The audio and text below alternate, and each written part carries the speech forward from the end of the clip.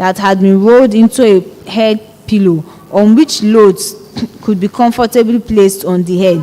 She smiled her thanks, exposing an upper frontal loose of teeth, collected the towel and vigorously dried her head, face and arms. She removed her blouse and hung it on the roof bamboo, exposing her breast, which hung like plantain leaves.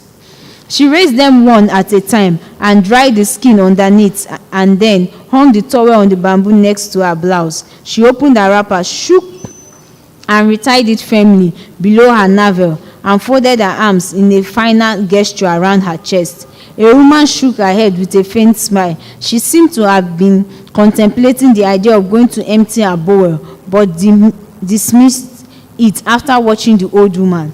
What a day to have such a first rain of the year, she muttered and sighed. The man in front of her comforted her. I was thinking of doing this, of the same, but I have buried the idea. You are brave to step out there, but you are now relieved. Two women talked without looking at each other, standing aside. Both were about the same age, early 30s, good bodies, neat buttocks, chocolate brown, smooth, flawless skin, a little anxious.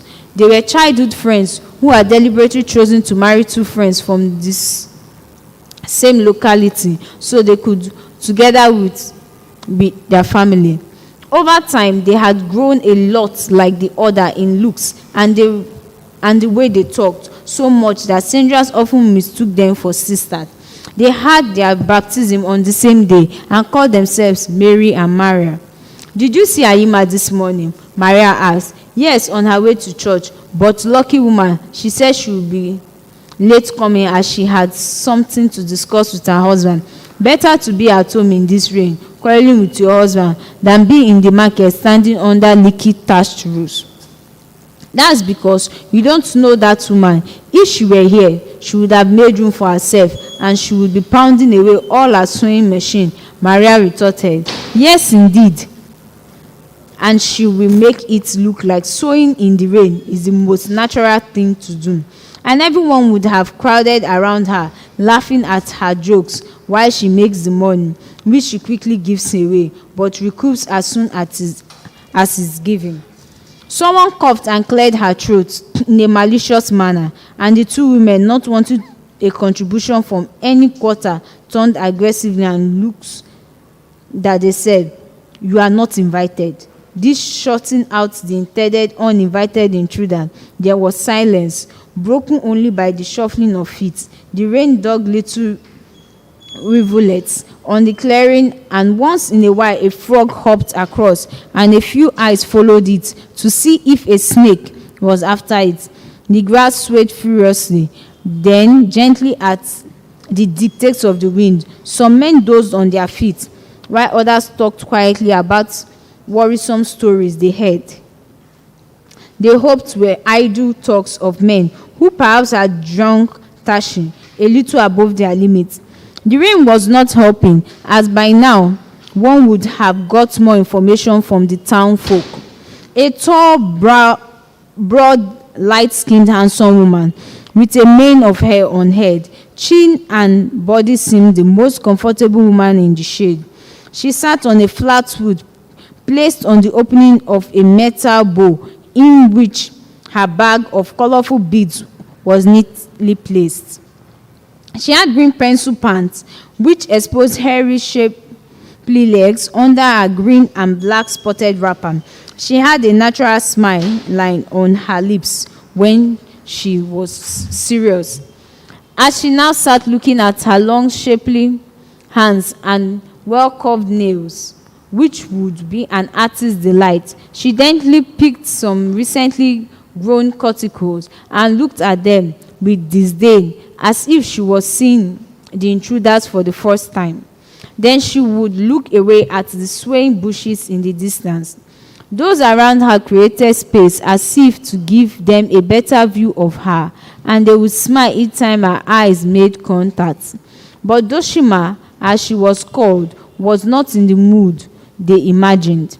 Her knuckles were in pain from a fight the night before with her husband, whom she had beaten thoroughly for abusing her half-Igbo lineage. He dared to suggest that she was unfaithful simply because she went to supply beads to Okoro, who was planning to take a chieftaincy title with his wife. He went further to her chagrin to suggest that her mother was a prostitute, to have gone to get pregnant for an Igbo man who absconded shortly after their traditional marriage and then refused to accept him when he returned after 13 years. Doshima was not perturbed at his calling her mother a prostitute. It was a common word with frustrated or failed men. The act of sleeping with a man other than himself made the woman a prostitute, but Doshima had often wondered why people viewed the word prostitute as a derogatory word.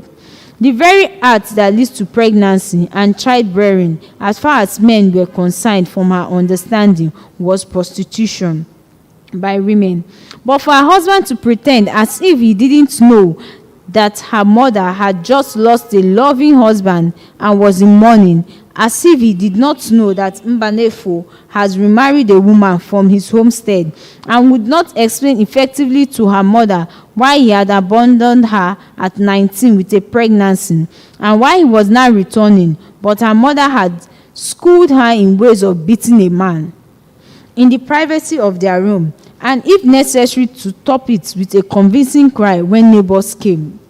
But last night, Doshima would not cry after giving her husband a thorough beating, not even when neighbors came knocking. And when she had finally allowed him to open the door, which he got to with difficulty, she had simply run off to her mother's place without waiting to speak to anyone. But she could hear them berating him for beating a caring and hard-working woman who took such good care of his home. This morning, she had gone to pick her beads and the bowl in which she would carry her purchases after trading off her beads. The local women particularly liked the white cowries which they used in decorating their plaited hair. They also liked the mixed colored beads, especially in white and black. She often stayed long enough for them to make the first sales and was often among the first to leave. It was unfortunate that today of all days, when she had so much to go back to sort out and finish Okoro's order, this rain was attempting to mess up this day. Doshima looked at the cracked soles of feet in her view without moving her head, her chin resting on her crossed arms. Some feet were bare, others wore a variety of slippers, mostly rubber. Most men had on sandals, a few leather, mostly rubber. Nobody here will admit being poor. A poor man was that who could not feed himself or eat seen roasting cassava in the morning. Only children and the very young had no farms here. Everyone farmed enough to feed themselves and their dependents. They were not poor and were not beggars. Doshima looked at the cases. Most carried items for sales, including rolls of tobacco, medicines, woven clothes, and caps. She eyed with disdain the long-used, cracked, and bent leather suitcases, twisted and metal boxes whose buckles were gone but held together with old wire. She swept her eyes over leather bags, zipped it, broken and caked with dust and stains.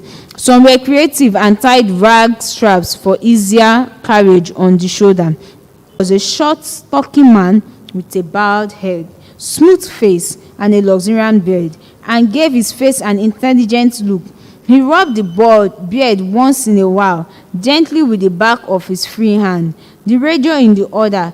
A few people were familiar with the song and sang along. Some hummed and others tapped their feet or nodded their heads. The thundering skies and flashing lightning quietened as if it also was affected by the music. As the number came to an end, the man quickly tuned to a foreign station which was broadcasting a news item. The man smiled to himself and nodded as if it was him being addressed. Some people near him eased and turned away, showing a loss of interest. A few others picked up a previous discussion or started a new one. Unperturbed, the man listened to the BBC, nodding in agreement. Normally, by this hour, the Igbo traders would have arranged their wares, sun rays streaming out on them, warming up the laziest bones. The affluent ones among them would be sitting on benches under the trees, calling for food and winking at the grumpy women who sat expansively before pots of steaming food. Their sweaters would be folded on their knees or tied around their waists. Those who came with manufactured goods from British factories had young men who would stand over the tables smiling and calling out. They would like to control the sales as their master ate, but would once in a while run over to ask if a reduction could be made for a stubborn customer, especially those who bought wholesale.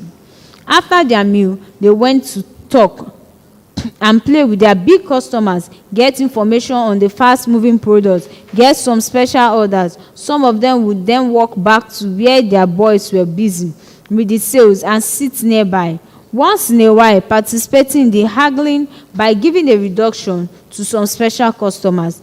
A few disappeared with parcels under the arm behind some bush where a girl was waiting. Later, he would buy something from her and pay with several coins or notes more than the worth of the item. The girl would go home that evening chatty and happy, and the following Sunday even happier in a new flower dress to the admiration of her friends. Today, the damper made such thoughts a distant wish, even for Harley, whose father had thrown her brother Adamu, and their jukun mother Zulai out of his compound because he wanted to marry a girl who was a Christian, and her mother would not allow her to marry a pagan with a wife. Adamu was 18 and just finished primary school, and his mother's man's friend, who worked in Kaduna with the railway, had given him transport money to go for an examination at the military academy. Her mother was bitter that no one was making any effort to talk sense into her husband. She had made up her mind to return to Wukari, beg her mother to forgive her for refusing to listen to advice in the first instance, and marrying Pailaka without a dowry. He had no money then, but now he had gone to pay a huge bride price, thrown her out, and gotten baptized. Zulai made up her mind to return to Wukari and farm to help Adamu, even though Atom had assured her he would be on a scholarship. He had explained that from now the government will not only pay his fees, but a salary as well. But she was sure a small boy's salary would be equally small, and when he came home to Wukari, he would need clothes and transport money to return. Like most mothers, she did not like soldiers who were rough and rascally with no manners. But Atom had assured her that those who went to this academy were trained and their education was equivalent to people who went to secondary school. And they were immediately became officers when they finished their training. Atom said that she will not need to work on any farm by the time Adamu was through at the academy. Harley was not ready to leave Ikruva. She listened to her mother's plan and talked about Adamu all day but said nothing. She was glad her mother hardly noticed that she neither contributed to her plans nor packed her bag. Oliam had invited her to help his mother a few times with her basket to the market and the farm, and she was talking her husband into visiting her mother. She did not tell them of her mother's plans, but she was satisfied that they will visit 2 days before her mother's planned departure. With or without a father or mother, she was 16, and this was where she chose as home. If Oliam chose to behave like her father tomorrow, she will also choose her alternative. She looked unhappily at the torrents of rain that made rivulet rounds the market square, and like she believed, the frogs and toads seemed happy in this downpour as they chased each other around. She was sure frogs and toads did not discriminate. She wished she could feel like them. She was investing in the second-hand wares Ikenna brought for her. Initially, he gave her leftover clothing after the day's sale, which she sold at other smaller markets and to girls who had no time to look around or did not go to the market. Often she sold higher than one on the market day and kept her profit in addition to the commission Ikenna gave her. Now he selected good matching skirts and blouses as well as trousers for both men and women, and she was making a good profit and had joined a thrift bank in the church, which was safer than most. She again looked sadly at the rain and then cheered a little as she saw the fire-red reflection of the sun on the water. If the sun broke through the clouds with that brilliance, it was a good sign that the rain would break soon. She looked at some faces near her, and they too smiled weakly. They had also seen the sign. The clapping sound of the rain on the roof was also pattering out gently. The grasses in the distance swayed sluggishly, and those permanently bent by the strong wind kissed the soil.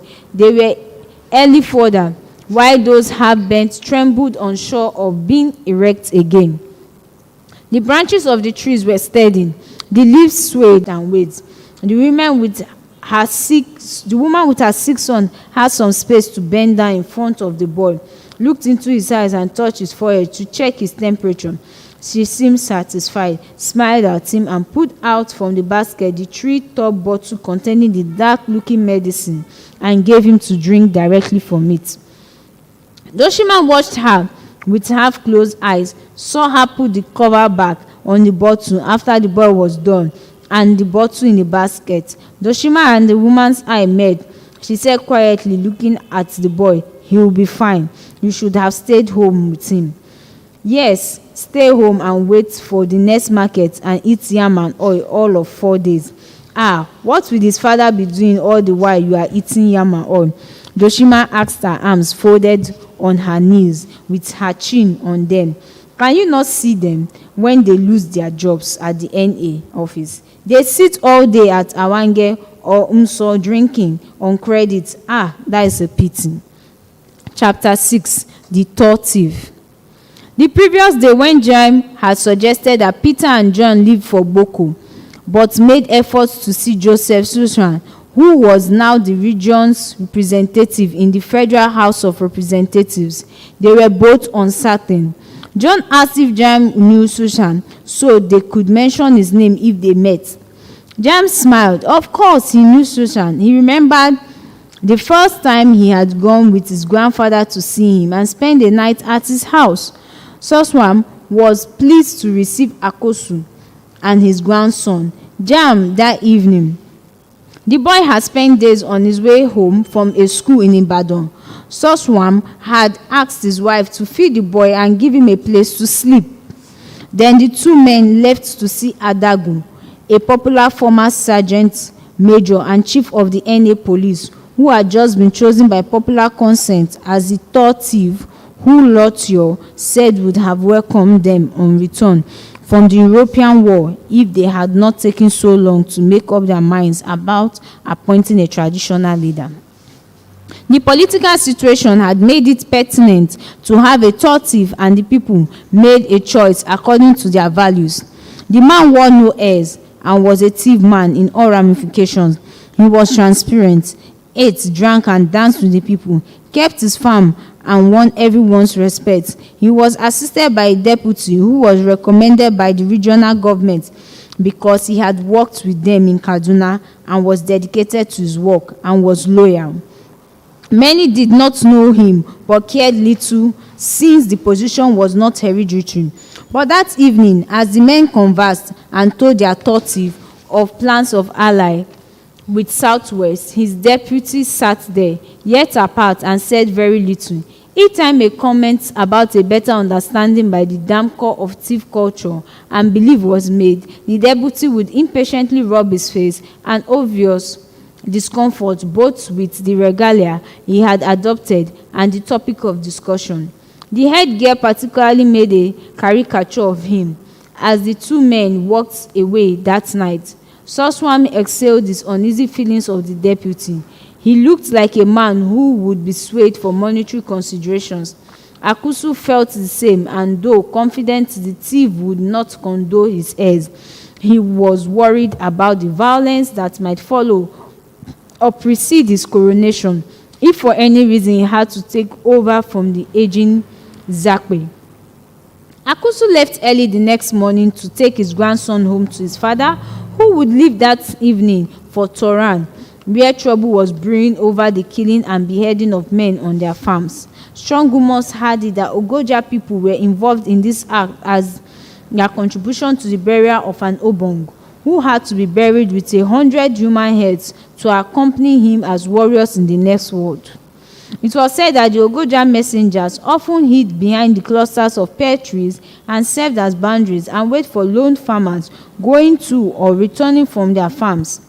Something serious had to be done as the people fixated on this irrational, diabolical mindset could not be easily persuaded to change. Toran was planning an open retaliatory attack after the last Udam attack 2 days earlier, and the capture of one of the attackers, who laughed in his captor faces and said they had served that purpose for long and will continue to do so before swallowing a poison he had tied with a band round his head. The Toran elders listened to Emba's message, which was interjected with the tortive's view. One of them, a stocky, angry kindred head, was of the opinion that an attack should be made on Ogoja's men on a market day as a warning against future killing of thief farmers for their rituals. Another way of the view that abduction of 10 men would make a greater impact without involving the NA police. Yet another felt the ambush, as done by the Ogoja messenger, should be employed. Having listened to all, Bo, the man in whose aid the meeting took place, reminded them of the 1939 killings, which has spawned the prejudice and stereotypes Emba had just spoken about. He suggested 3 men were to volunteer to go with Emba to the Ogoja NA office, lodge a complaint and extract a promise that their neighbors would desist from these barbaric killings.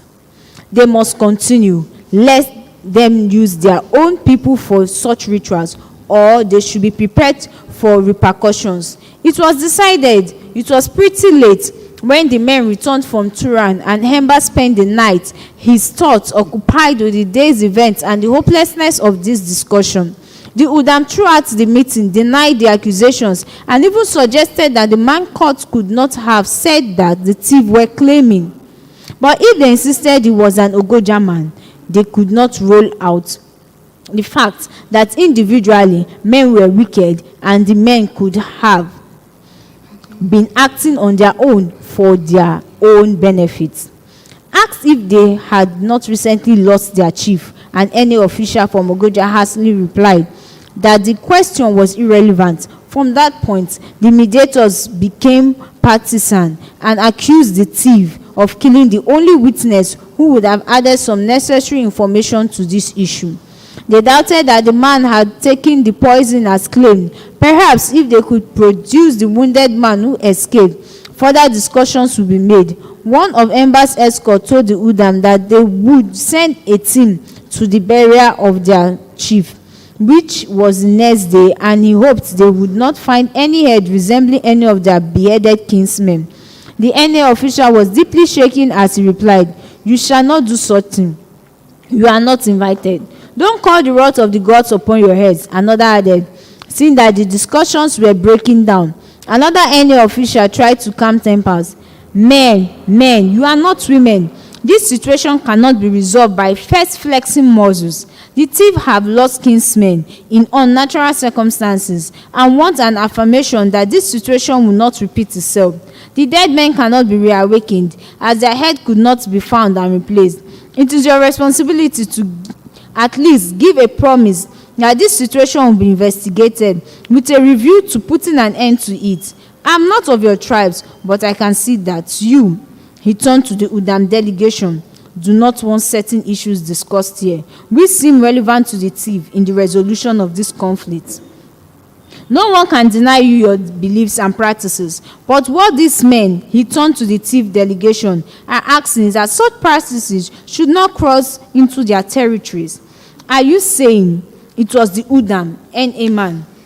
I'm saying there is a need to show that you will do some consolations on your own part to assure your neighbors that you wish to retain a peaceful environment and give your people who buy the trade gladly in their market a peaceful way bill, he said firmly. He had made his point. The food in Ogoja and environs came from thief markets. We are not denying that the thief have experienced some unpleasant deaths, and we are in sympathy with them, said the leader of the Udam delegation. We shall meet our people, and if any one of them is involved, we shall deal with him. You know they are bad witches. Indeed, we shall look into it. But please remember that it is an abomination to desecrate our burial tombs. It is not because of what you think. It is our custom to bury our chief privately. The thief delegation left without sharing the meal offered. That was not a good sign from a hospitable people, always ready to share what they had, especially food. The leader of the Udam was very worried. There was need for caution, and his chiefs would be put on alert. Hemba had listened to the men with him as they walked back briskly to beat the night. They spoke sparingly and replied each in monotones. Appa had declared as they walked away from the last lorry they had been fortunate to catch and boarded, so we bury our own with Udam's head. Beginning with our tour, Agbangde, who just died this morning. Kwako concurred. His eldest son will get 3 people to accompany him for a minimum of 1 head. Yes, a minimum of 1 head, added Ayongi Alum. It was his hurried off to the Gums home on arrival. Hemba was not pleased with this decision, but it was wise not to contradict any view at this time when patience was low, and rightly so. It was not long when he heard a gentle knock, and Paco whispered they were going hunting. He sighed loudly and turned to the wall. He wondered what Father Sullivan would say when he heard Paco's confessions. The life of a priest was indeed a trying one. Hemba stopped by to tender his sympathy to the bereaved family. They were waiting for the late man's son and his companions. He wished them well and promised to see the wives at a later date. He was sorry he had to be in Vandekia on matters of unlawful arrest. They agreed loudly, expressing their knowledge of his busy schedule, and wished him well in his pursuit of repairing the land. He left sad and could not witness the brave man's burial, but relieved he would not witness the accompanying ceremonies, which seemed to him far from peaceful. Hemba felt sorry for one waiting to be laid to rest. His fathers had advised him not to get involved. His father was right. That morning, Jam had an unusual brought his grandfather tobacco and pipe, assisted him to load and light it, and then sat on the low wall of the earth and listened to their discussion of the Udam meeting. He had done his circumcision, and though considered too young to speak without being asked when they were talking, he was a man. In the last year, he had been embarrassed to urinate along with his friends, though circumcision was no longer a group H great thing. Every boy knew when the other in the community was circumcised. The priest was even suggesting the medical center that came to the church every now and again could circumcise the boys, but no one was ready for that kind of exposure. Jijingi was good at it, and no one had any infection as long as Jim could remember. He smiled, wondering why they called the man spirit Jijingi, but the whole thing was faster and less painful than Jim had feared. By the time he opened his eyes, it was over. Now he stood confidently by the wayside to urinate and did not worry much even when the woman passed by. He had the Udam problems discussed everywhere he went, and people expected his grandfather and father to take a decision.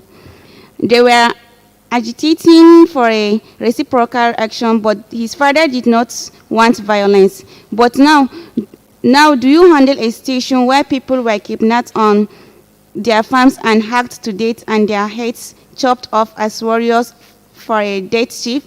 They believed the warrior spirit was in the head, and now the young people were also advocating for Udam heads to bury anyone who was suspected killed by the Udam.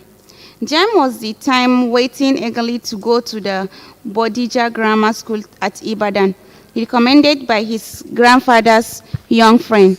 Suswan, who was steadily gaining recognition on the political terrain. People talked about him all the time, and many hoped he would bring stability to Tifland, at the time constantly in protest with the white people. His parents talked all the time of Abinsi murders and Lugat's atrocities. The people had resisted attempts to install chips on them without consultations and had continued to resist in spite of intimidations and humiliations until the white people resorted to convolutions with their clan and kindred hate. This had led to the creation of the Thief Division and the effective positioning of these elders in recognized positions similar to those in other parts of the country. Jaim often heard his father and grandfather and Ayotio talk to the 52 districts in the Thief Native Authority headed by the district officer. He often saw in the car that passed by the admiration of the youths. Many parents like this wanted their children to develop sound intellect and clear understanding of social and political issues in the country and be ready for the expected changes that will surely affect Tifland after independence. They wanted them not just to have a sound education, but to have a clear view of their role in the unity of all Tif wherever they may be. They wanted them to remain conscious of their economic development, as no sons of Tif were ever beggars. From all indications, it had been a great long walk for a people. Jim had hoped there would be a peaceful environment when he was through with school. He hoped to do what Suswan was doing for Tifland, having formed the UMBC after their efforts to work with the NPC felt. It was a shame that years after his dreams, there was no development of any kind. As a young boy in primary school, Jim hoped he would one day become a DO, that symbol of power to do a lot of things of his division. Each time he went to the motor park, rough with the days of the DOs were now over, and yet there was so little to show for development in the land. Only payment of taxes that had no returns for the people, Jam talked. Jam recalled his conversation with Peter and John a couple of days earlier on the issue of taxation, where John had laid the blame on the Lugat government. He believed, like most of them, that Lugat had exploited the Thief using the Damcor, who now wanted to take over from Lugat and continue living off the Thief. And they seemed to think it was a right. Well, what do you expect? When someone keeps being hospitable, you begin to believe it is an obligation from him to you, John said. Is that not the way it becomes with male-female relationships? When a woman is gentle, you not only expect her services, you beat her when she steps away from your expectations of her. She becomes an enemy if she claims any rights contrary to what you are ready to give.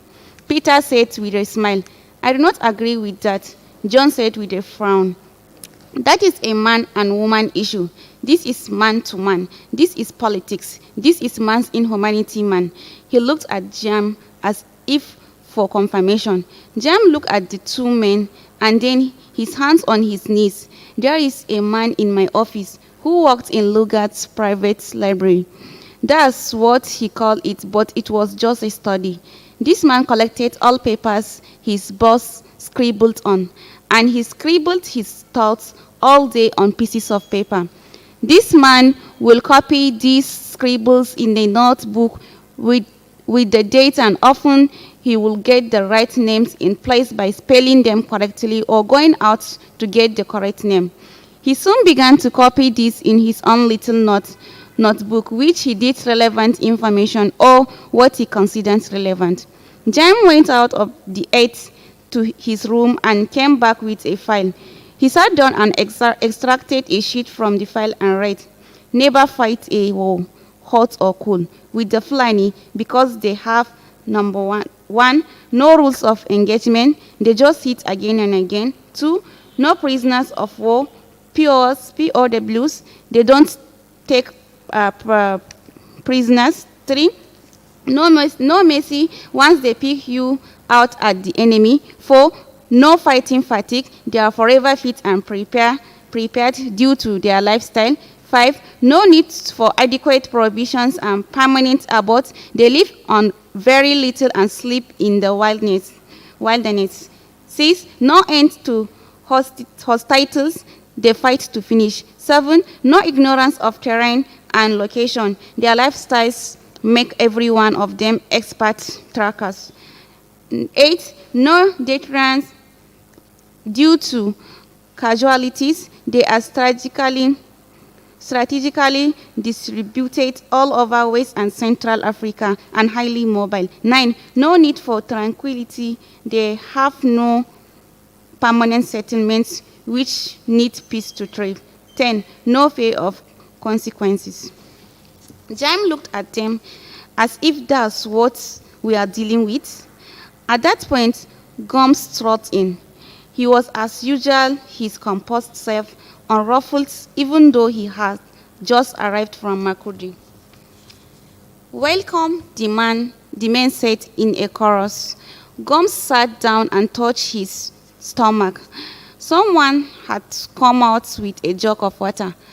"Thanks, but I need something to follow this water. I'm hungry." Then he turned to Jaim. "I came here from the roads where I came down from the vehicle that brought me from Makurdi. I have not reached home. It is the Jew, the death court, that brings me home. I do not want them to waste anybody's time on it." The man was a hopeless man. He was responsible for his death, openly flirting with a man's wife. He could simply have told the woman to leave the man if she was fed up with him. And that was what I thought too. "How did he die?" The man caught him on top of his wife. "That was bad enough." "Yes, but he did not stop there. He fought the man. Unlike the Fulani man, exactly, he fought to finish. I'm not supporting the action, but very soon people may begin to think if it were normal to walk into other men's bedroom if you liked what they had. Well, we'll go there, but for the sake of the family, and I have told them to be fast with it. The wife is not one to go crying over that irresponsibility, so the compound is peaceful." Gums looked at the papers in Jaim's hand.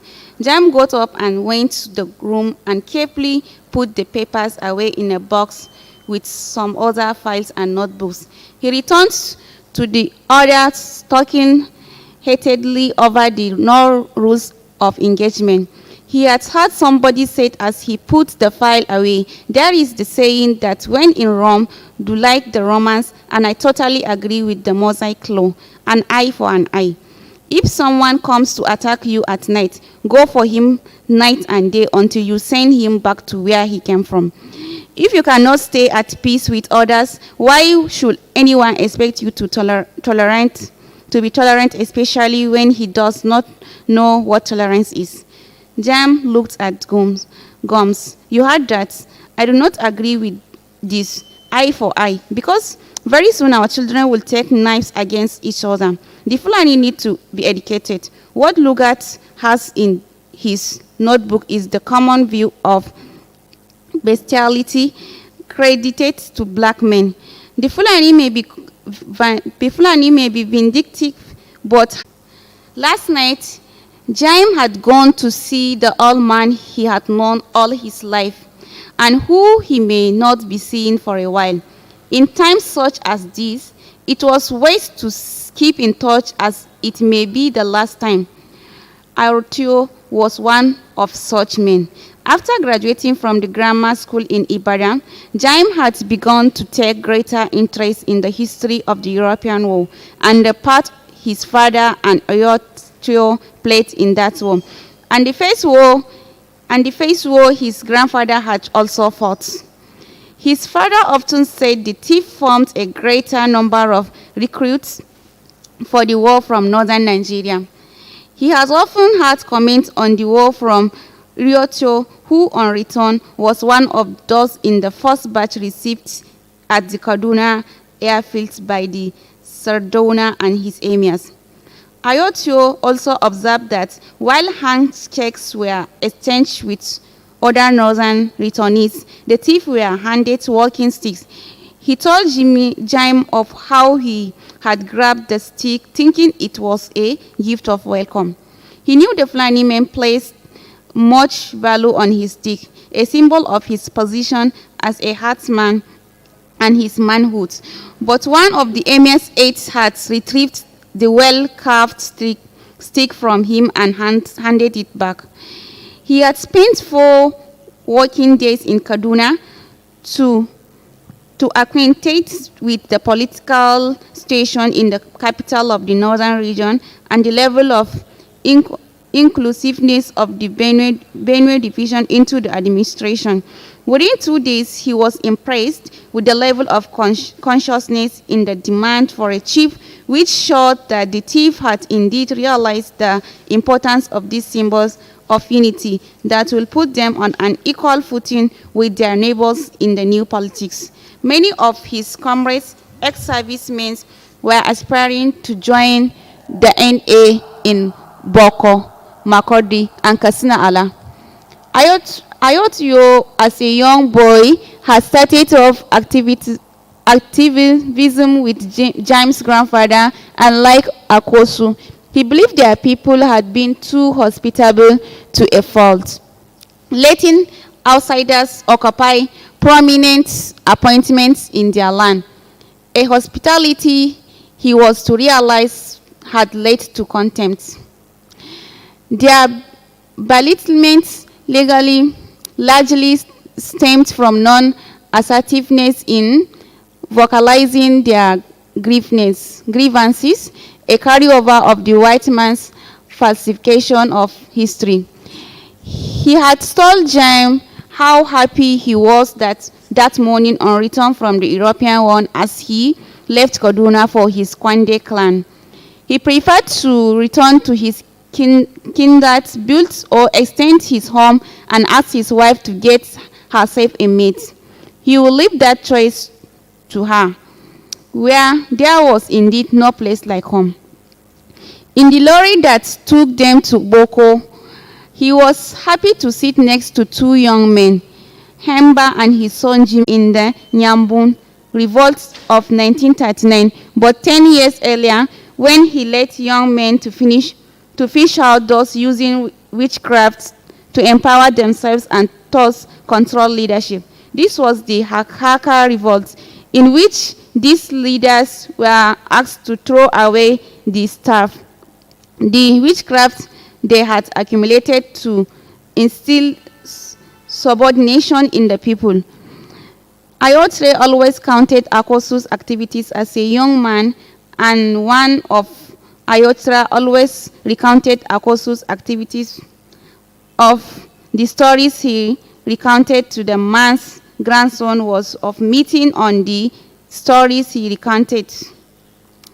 So, he would tell Jaim how Akosu had listened to the complaints of the men and murmuring of the women, and what he had done that morning at the farm gathering where the young men had converged to work on an great farm.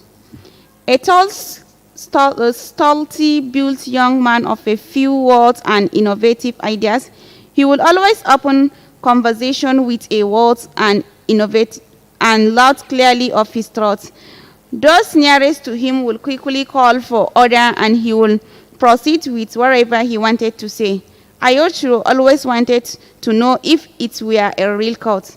On the farm that morning, as the young men changed into farm clothes or simply removed their tops and hung them on a tree, Akosu called for attention, followed by a simple question. Do we hear these complaints and murmurings about this Akombo, this leadership style by magic we are being weighed down with? That's a very timely question. A short-faced, skinned youth nodded. There is only one way to stop this ugly federalist development arrest. Warn them first, said yet another. They will not listen. Do you think they have not been hearing the murmurs of the women against them? Ask the short, fair-skinned woman. They think their powers are protected by white people and Damco, said a skinny youth with well-developed muscles. We burn their houses as a warning, said another. Must not waste time over this, he concluded, moving away. Don't dismiss the issue, Ayoyam, said Okosu. We are not through yet. The young man stopped but faced the farm from the crowd. He planned to visit his proposed family-in-law's home that evening. Those who do not wish to part of this may go, said the skinny youth, looking at Ayoyam's backs. Okosu noted the silence and spoke. This evening, we will visit the... I, said a tall, dark, bushy eyebrow whose face appeared to be all nose and eyes. After the evening meal, we will take off from my house, Okosu said, also lifting his large hoe and scratching the soil off his feet. The day's work began in earnest. Oyotu repeatedly told Jaim how organized Okosu had handled that situation, which lasted for a few weeks before the colonial government brought in armed men to quell it. The skinny youth was the message carrier.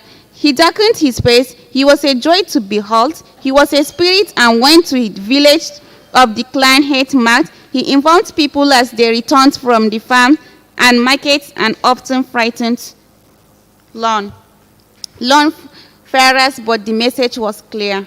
Tell the heights that people were coming to throw away the Akombo he had in his house, or he will receive visitors on the appointed day. And on the appointed day, 3 clans lost their words hate before the riot was quelled. The administration recognized the seriousness of the situation, accepted recommendations earlier rejected, and peace was restored. Akosu was a key figure in organizing people in the many clans, had meals in the home states, and told them stories of the 1926 breakup of the homogeneous Munshi division, which formed a basis for a social denigration that was just beginning. Divisionary measures aimed at subsidizing the people.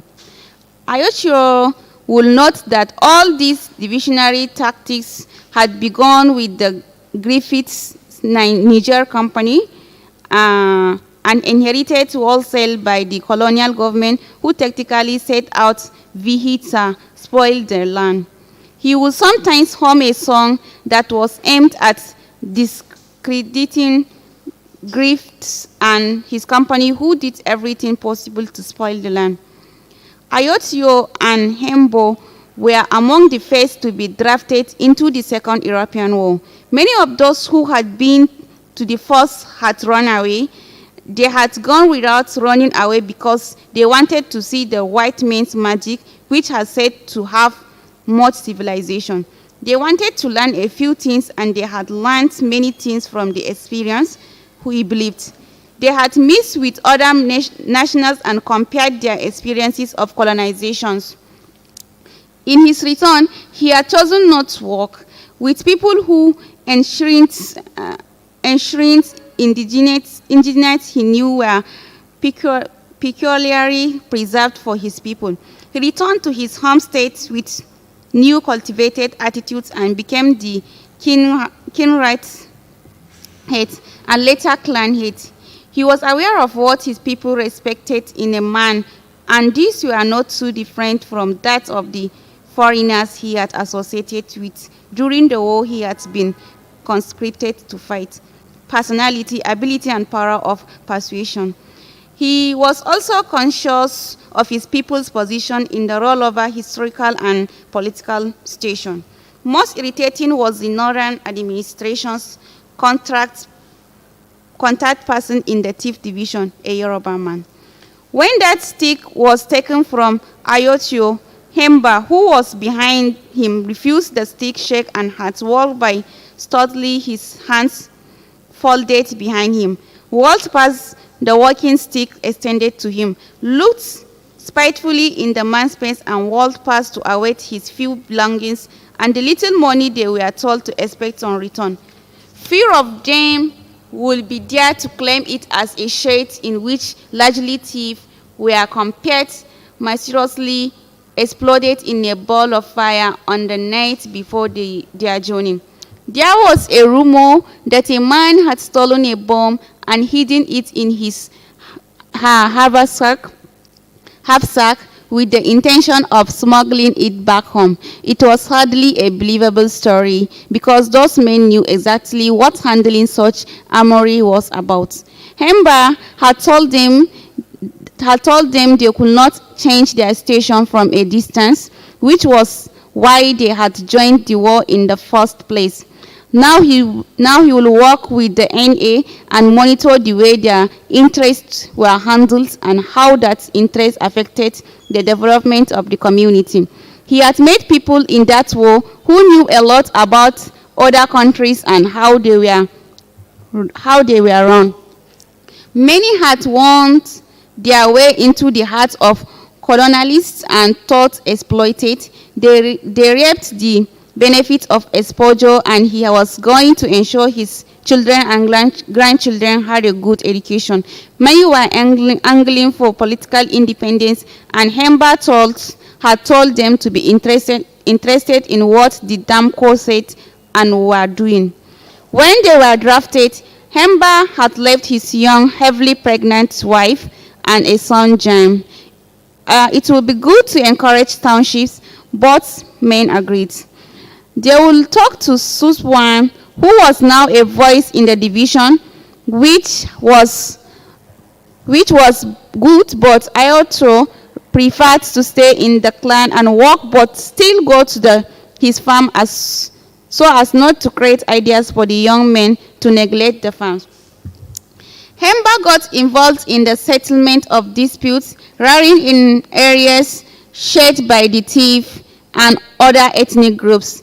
The colonialists couldn't establish their trading posts effectively in Thief Division, and in order to water down his influence, he began to encourage the Jekun, whom they had easily penetrated and made to believe in some powerful empire they had in past and how they needed to re-establish their power against their pagan neighbors, whose population and economic drive had cocooned them.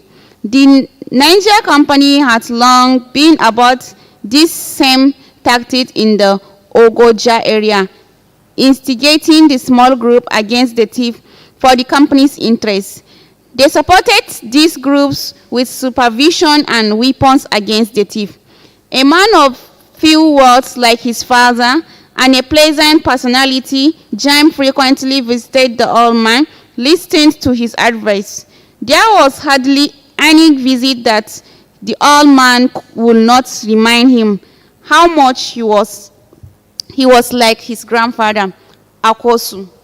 His father, Hemba, who was not only the good stereotype leader who enforced his prejudice on his listeners, but made people believe the choices he proposed were theirs.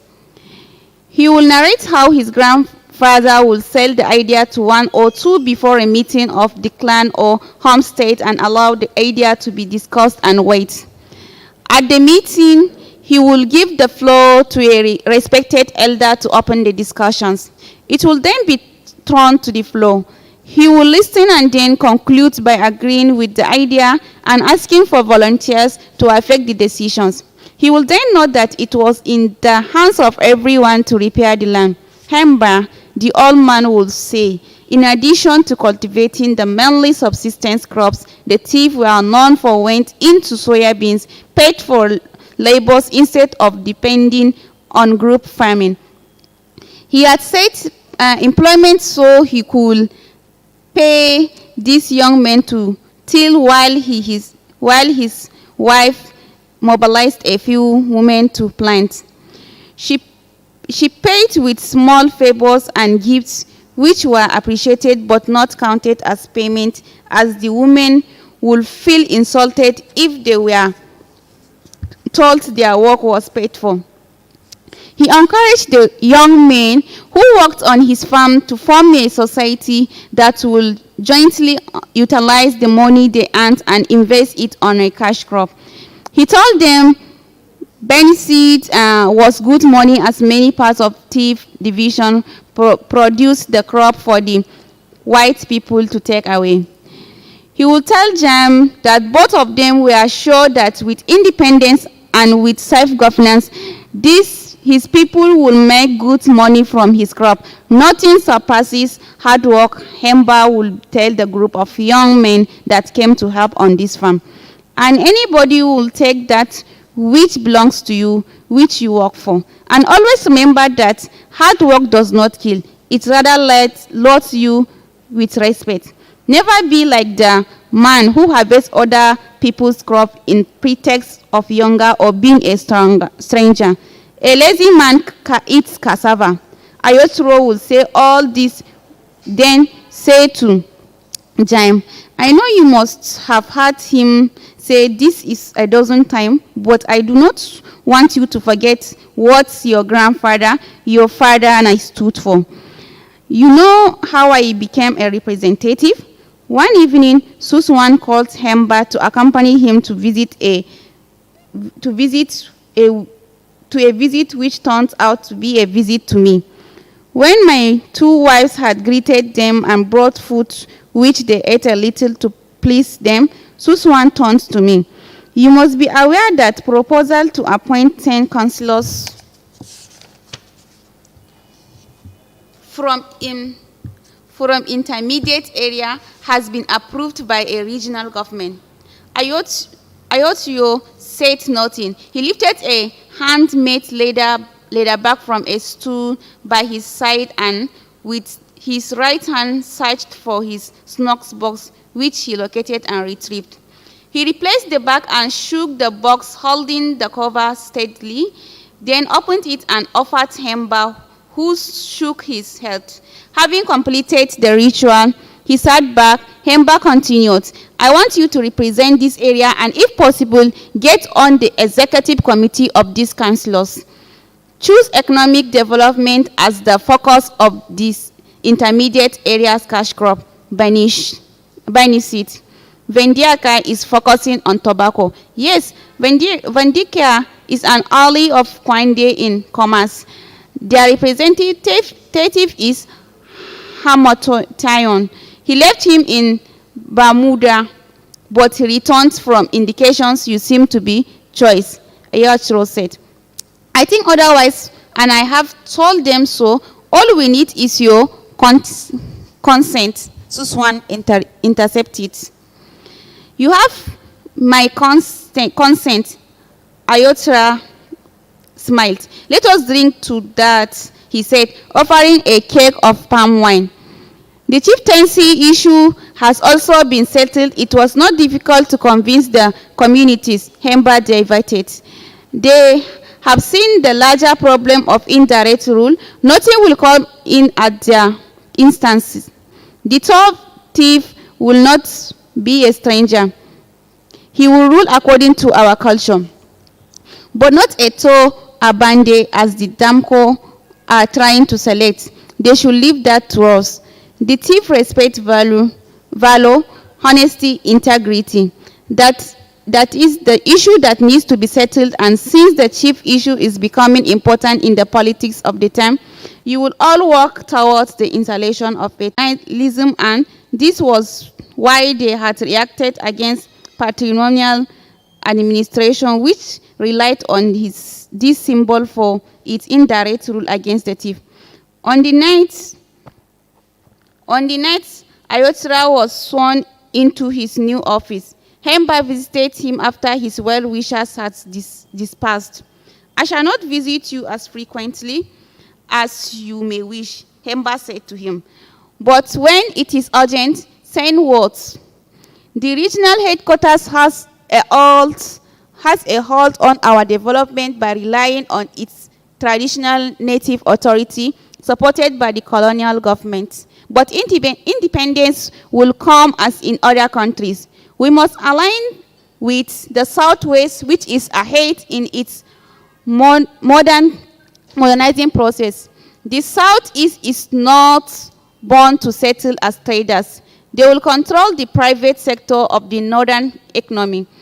We don't want to go as settlers, so we go with the Southwest for its support. We can't change the minority clock of imbalances and neglect. But we must change how our children's education is handled and give them an inheritance, a weapon to fight the neglect of their interests in a more beneficial way than they are doing now. The Southwest Party won only 20 seats out of the 184 Ayotro seats. It is window dressing. Look at the development in the Southwest. They are building cities. The wise thing to do as a minority in the northern region is to ally with a strong opposition and demand for a state. Ayotro was impressed with this idea of a state. We need to begin working on a party to press for this issue, he said quietly. We shall work out a plan to visit Suswan, Hemba agreed. If he hopes to make an impression in this struggle, he will don a toga of humanity, mix and drink with the locals. Ayotro thought as he walked back on the egalitarian principle to eat the kola nut and still keep it. He told Jaim he was a witness to the 11 thief clans placed under Akwoka, Uka, and a Fulani as Sarkim Makurdi. He was witness to the fights for the creation of thief division to bring back the people ally annexed for Wukari and Ogoja. The white man has patronised them and shared them according to his interests, but he could not recognize the huge expanses of land without cities that was thief territory.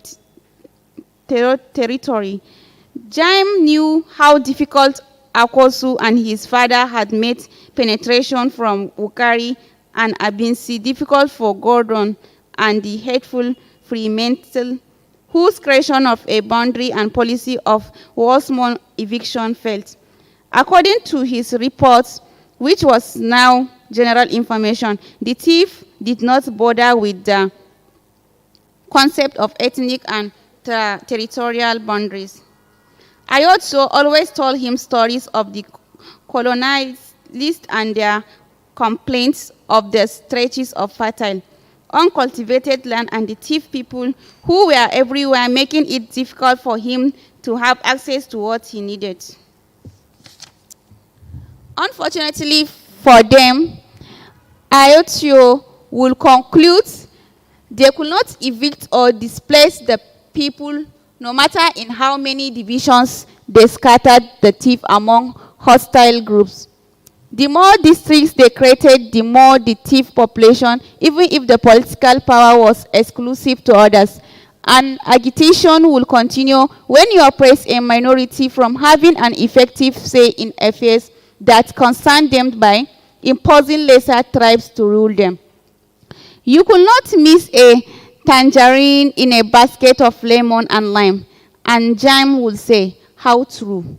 The last time he had visited and just when he was about to leave, Ayotro had recalled with pain the events over the years, especially his kinsman Abo, and the men who had gathered in groups one evening discussing heatedly while waiting for the outcome of Abo's humiliation. Abo, a clan head, was treated in a manner unheard of in the land, therefore the brave women in their home states. He remembered F, smart woman sitting by the door, so on, who will disturb Hemba. She will allow Hemba some sleep until a reasonable number of people were there to call him out. He had returned late from Makudi and had gone round to brief a few elders of the new development. He was obviously disappointed with the outcome of what the discutants frequently referred to as the Richard Constitution, which Jam was to find out was the Richard Constitution. F listened to a man nearest her where they sat asking where the thief featured among these three tribes that were to registrate in the region. Turquoise, a tall, beautiful woman who raised eyebrows whenever she made an appearance, took F by surprise as she drew a stool to sit by her unannounced. She put a hand on F's knee to calm her, indicating that she came from the back to sit with her and listen without attracting attention. She joined in the cracking of melon seeds on F's lap, her head down in deep concentration, but her attention, like her friend, was with the men's discussion.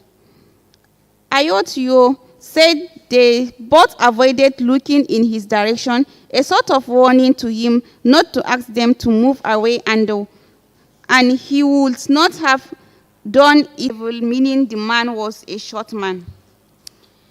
She would then smile seductively and as if she were to back him or fight for him in the event of an assailant.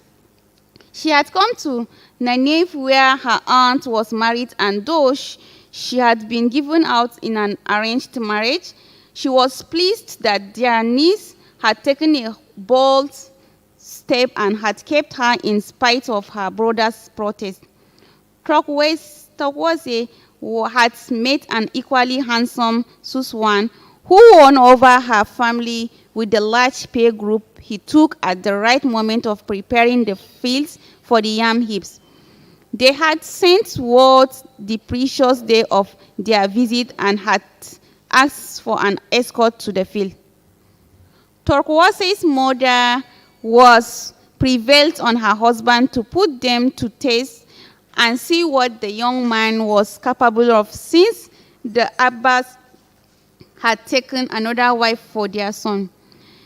She also liked the idea of an educated son-in-law who was a teacher and could be a headmaster. She also reminded him that Turquoise was stubborn and could go ahead without their contents and put them to shame. After all, he was to note, she added, that their farm yield was small the previous year and needed a bigger farm and greater yield. Turquoise's mother was overwhelmed when she took food to the young men who had said they would work for 2 days. This was their first day, and she was not sure if she had enough seedlings. She called them to have their meal and ran to call her husband, who was busy at these quiet remarks. "You must come and see what these boys have attempted to put me through. Where do I get the seedlings?" But they were both amazed when they got to the farm. The boys were busy planting seedlings, each had carried in bags but kept at a distance before entering the compound, and had again picked them as they left for the farm. When they left on the third day, Turquoise's father, instead he would still make mounds for his wife's seedlings and build her a new barn. When Turquoise came to help her mother with the harvest, her father asked when Suswan's family would bring the pig. "And my tin of palm oil and salt," her mother added. It wasn't long before Turquoise was made her presence felt in the community. Like Hemba, Suswan had a standard 2 education at the mission school in Adikpo and was teaching but would return Friday night. Mobilized his friends for his father's farm, and as soon as his marriage was done with, he began work on his farm. Tokwase will mobilize her peer group to plant as Suswan met mounts. It wasn't long before she had made money to begin trade in provision and soon clothes, and she dressed well to the admiration of the women around her and the pride of her husband, who made cow eyes at her in the presence of his friends. Suswan had traveled to Makurdi with Hemba and had stopped over to see the clan heads because he was upset over something. Hemba, on return, had gone straight to bed without a word to so like IF. She was sitting there, knowing no one will object to her sitting beside her friend, where women often sit to crack melon or granules and listen to issues their husbands may not wish to discuss, but to which they had some good advice. Abe spotted Suswan and the clan head to a distance and quickly passed to the tray to Tokwase. She went in briefly and came out followed by Hemba, who walked over to the large Eve tree where 2 branches and several raffia chairs and stools were scattered. On seeing Hemba, the man moved over and one of them began to throw the seats around and before long, the order was created. The clan head took his position on the chair directly in front of the tree. Others sat around. Nsune Pishi, he greeted all the promise that the meeting will be brief. My people, he cited, you know the white man has given us the world as barbarians because we have no kingship or chieftaincy institutions. We were savages because we refused to be fenced. We are to be enslaved by neighbors who, like us, found themselves in the Benue Valley and chose to settle after we had long been here. We feed every neighbor around us, yet it is we the white man calls stranger and tries to convince them to see us as strangers. We cried loudest for self-rule. Now they include us into their government by a representation that calls us smelly because we eat pork. But I will let Hemba explain this government and advise us. Hemba greeted the people with a painful expression, which he hoped showed the seriousness of the situation. Several years ago, our parents and some of us here fought the white men in the Nyambwa revolt. We could and still cannot stand the rottenness of colonial administration, which balkanizes us among inferior people and expects us to cast off our culture for other things distasteful to us. They ask us to pay tax and at the same time ask us to be vassal slaves to neighbors who cannot feed themselves because they run some emirate cultures. This constitutional legislation does not have anything for us. It was handed our representation to the Damco, who welcomed our returnees from the white man's war with their walking sticks because they could not condense to shake hands with pork eaters and barbarians. Our situation will certainly be worse now. This is why we must strengthen the progressive union. The Ebe Omo Odudua came up only last year, 10 years after our union, but it is waxing strong. Of course, the region is relatively under their control, and they are not constantly on the run from riders as we have been. But we must not give up to fight for human rights and social justice. Everyone nodded but said nothing. The people were egalitarian but egalitarian but respected a democratic approach at consolutions. The clan head looked at Suswan, indicating he had the floor. After sober greetings, Suswan noted that Hembas had said all that needed to be said, but added, I want to also note that a gallant and proud race as ours must maintain its dignity or die defending it. A native authority police has been formed, and I can assure you that its primary duty is to control minorities like us. I want to suggest that we have a tested new storage system, storage of yams by burying in place of barns. Cultivate this new method. It is effective in case our farms and homesteads are destroyed. The gathering was suddenly interrupted by the sound of talking drum from the next village. Azwa disengaged from the group immediately. It was his duty to pass on the message on the next clan some 3 miles away through the same method. A clan was under threat from foreigners or bush people. The men dispersed to their homes, where the women were busy wrapping parcels and sending up the children with their members of families to the Ignite hideout. Hemba and Suswan left for Adipo.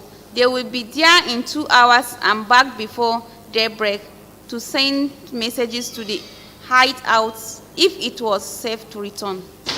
F met Tokwese at the bush path behind the Suswan's silos where the children were kept. There was silence but for the swish and whisper of the leaves.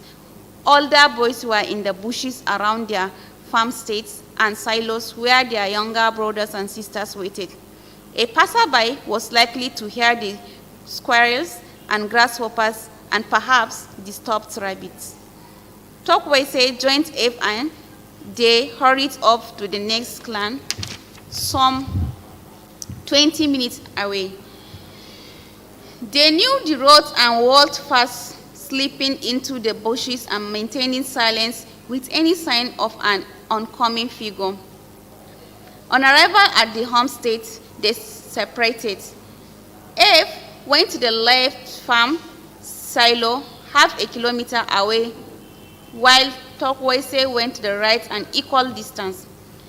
F knew she could be seen as she cycled the silo and hooted a peace bird song. A hand waved a piece of anger, the black and white strips, and withdrew. She walked over and slipped behind the bush. 10 minutes later, she was walking back to her arrival point and knew Tokwase was on the way, even though she could not be seen. She got there first, but not until Tokwase brushed her with her scarf, which was tied around her waist now. We need to go to the next clan. 2 women here have also gone there. We may meet them on the way. Yes, Tokwase agreed. All the information so far is about tax.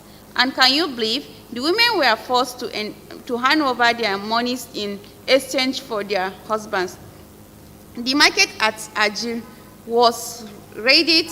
That was when the first message came. That was when the first message came.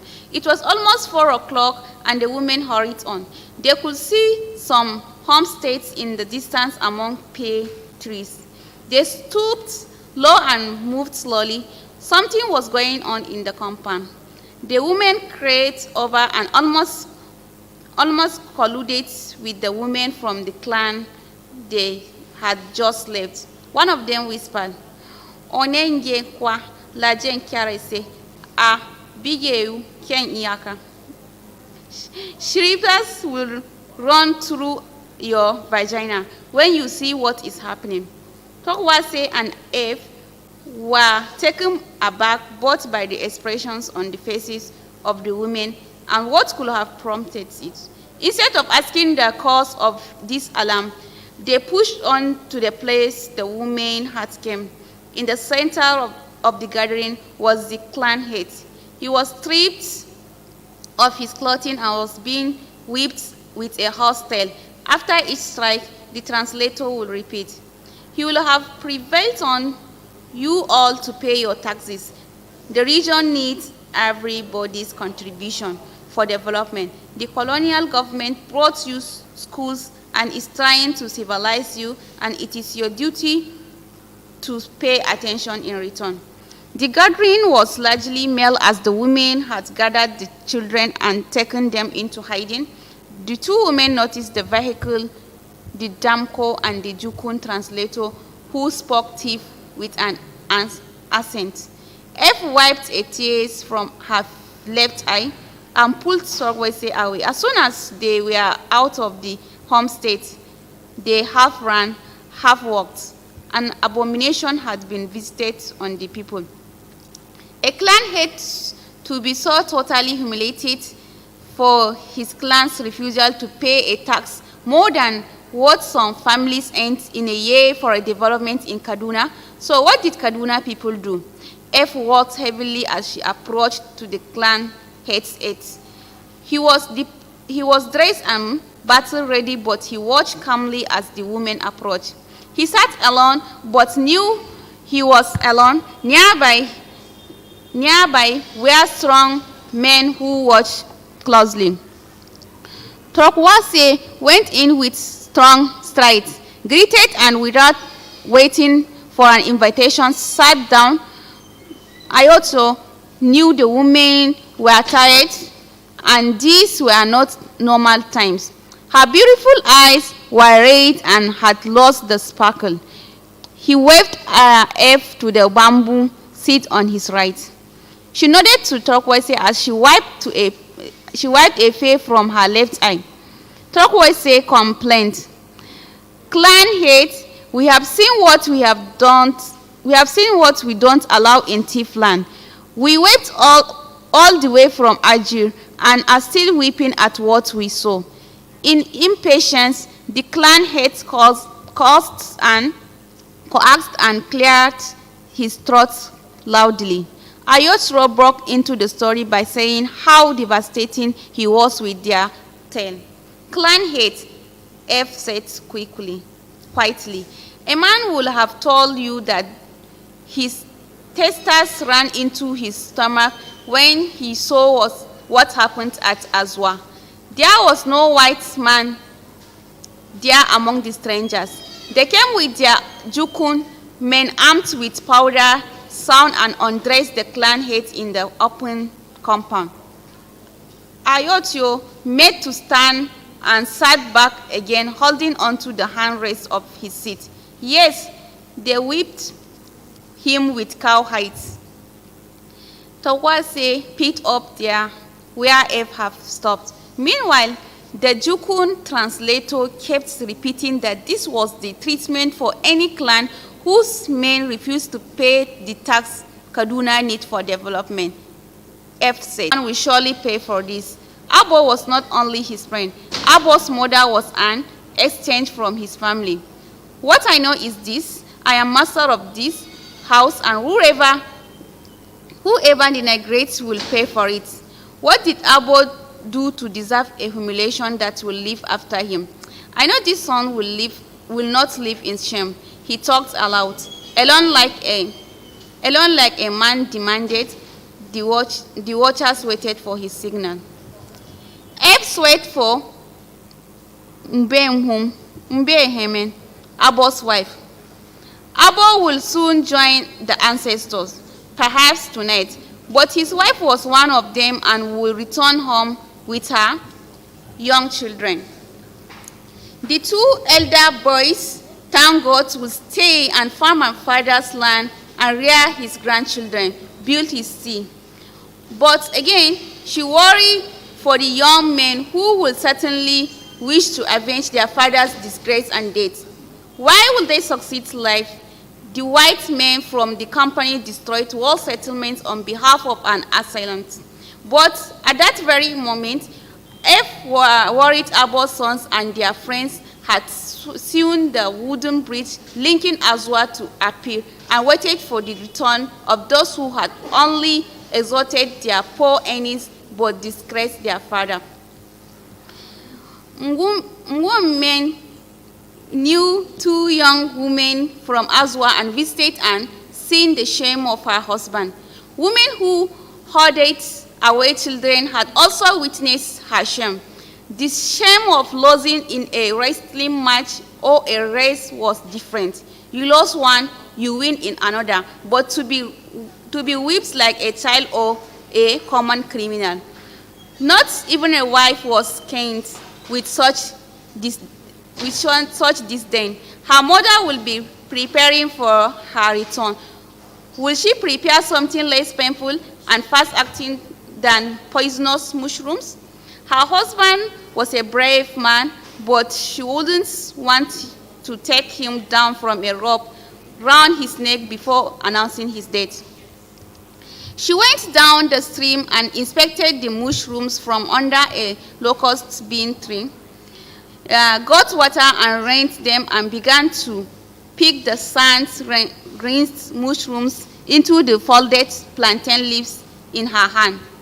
Her tears rolled on the well-formed and rounded mushroom, making a silvery circles before disappearing underneath into the cooked leaves.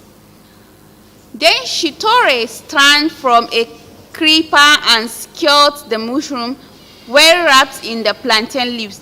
Leaving the parcel on an exposed root of a pear tree, she cut the leaves of a liquid dripping plant, squeezed it into her palms, rubbed for a while, then picked another leaf, cupped it and fetched water and moved a sandy patch where she rinsed her hands. Then, picking another leaf, spread it on the parcel, picked it and wrapped it as she walked home. In her kitchen, where chickens also slept, she picked the uneaten lunch to the fireplace, kindled the fire, and lifted a small earthen pot from the rack, into which she poured water and set it on fire. She poured in fish, some ground nune, and salt, and allowed it to boil for a while, when loosened and poured in the mushrooms. Gumen men allowed it to cook for a while as she went into a hut and folded her dress from the rope in a corner of the room into a metal box. She did the same for her daughter and youngest son, and then returned to the kitchen. Using a wooden spoon, she pressed on the mushrooms so the taste their tenderness. Then poured in a soup she had earlier prepared for the husband's meal before the government came and called him out of his aid. She mixed it and turned everything into a polished clay dish and pushed a cover over it tenderly. She opened the dish containing the food. It was still warm. She covered it and placed both dishes on another polished clay tray. She took the small pot to the back of the hut, cracked and scattered it among the sweet potato leaves. She returned and placed a stool in front of her kitchen and sat down. The government had forced its way, accompanied by some men of the clan, from house to house, seizing items they considered an equivalent in value of what was expected from each home. As they passed Mwengum, one of them perceived the sweet-smelling aroma of just finished food and demanded for meat. The woman took a portion of meat and fish, laced with the attractive mushroom, and gave to the hungry Jukon driver. He collected the stool Mwengum had sat on, settled on it comfortably, and washed his hands with the water she gave him, and ate the meat and mushrooms hungrily. The others moved into the next compound in search of valuables. Only the agile men looked at the eating man with stony faces, as he told them to hurry up for them to leave before nightfall. They will return at a future date for the next village, he said. It was getting late when the government left 6 of them in all in a van loaded with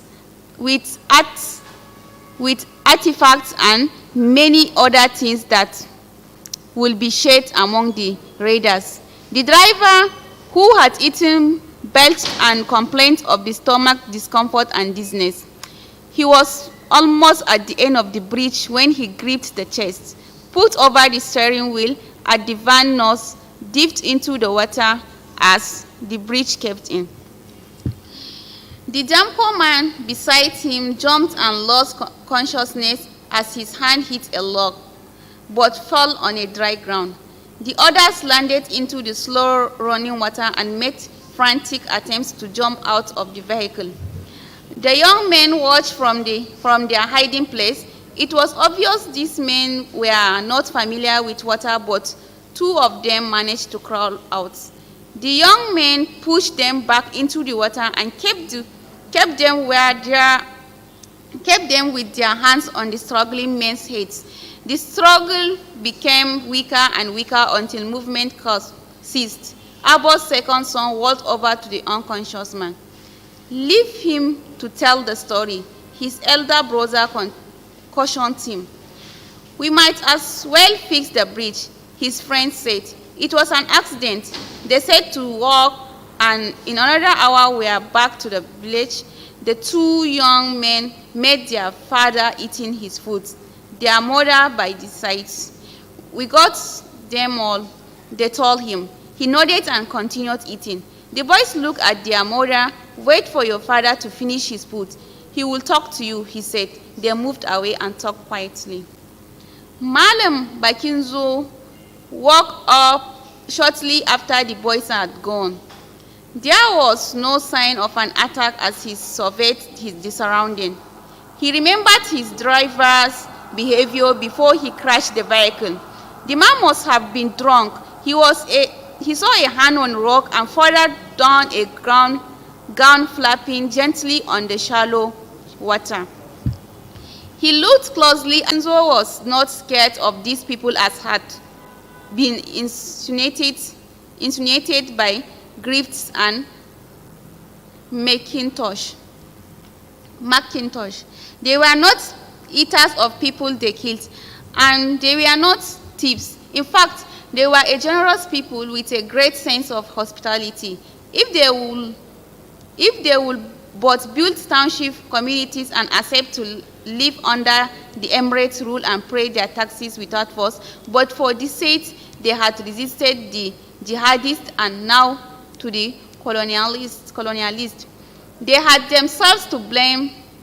Now they will also take the blame for this accident. Someone has to take the blame, but he was not going to lay it. He was not going to lay it on the men, and he had wrongly chosen, and thus blame himself. It was dark when he got to Adikpo. When one man went down to announce the death of Abo, it was the respected men of the clan who rushed to remove him from his hut to earth, where they cleaned and dressed him in the traditional burial clothes which the clan weaver quickly provided, and while they did this, the grave was being dug. By daybreak, the elders had gathered. The clan judgment was short. The enemy was the government, and his death was avenged by his very own. The elders had sent the Ochi, and he had confirmed the bodies in the river. Abo would join the ancestors in peace, even as these 12 till waited. The society was now in a state of flux, and they were also going to adopt changes in line with the present situations. Then they buried Abo, after which they called his wife and told her she was free to stay and marry his brother or return to her people. Mbama told them she would go to her people, but if it pleased them, she would visit her sons. Her sons were grown enough to take care of themselves. They wished her well and sent her sons to take her personal effects and escort her home. The children took her to her kinsmen and women and promised to bring her their wives and assured assured her they will bring her yam seedlings, groundnuts, beans, potato, and cassava. She could come whenever she wished to cook for them and show their wives how well they were fed and also harvest her crops. Recollecting that encounter and the Abo boys and their mother pleased Ayoto, and he was convinced with the way things were moving. It was a long fight, but he believed no matter how long the division would get there, he was not a young man anymore, but he was happy with their children. Whenever he saw Jim, and with the determined look on his face, asking questions about the European war and the lack of basic things for the communities, he was pleased. He could see the connections at once between what they, the elders, had gone through, this many, him asking for payment in the school. That was they discouraged the other wives, thinking he was playing favorites. He hoped the others would take a cue from her and do the same for their own daughters. The boys will very soon want wives with an education to complement their new status. And they will not be wrong. The women will need some form of engagement in towns away from their farms. Those without a handwork will need employment. They will be better off with some education, Ayoto thought. A man with his wife in town idle will have a lot of trouble of hand. He smiled. But he was now very worried to hear what was going on in the villages and towns.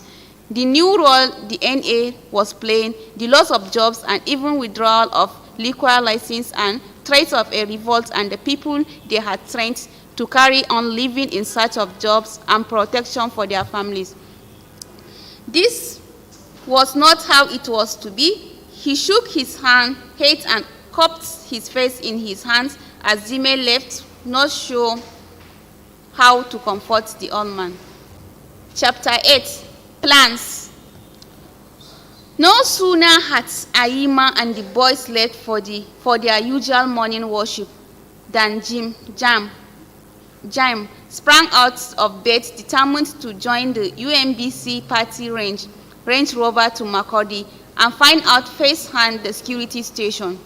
He was not exposing his family to the brutality and senseless killings that had characterized party politics in the region.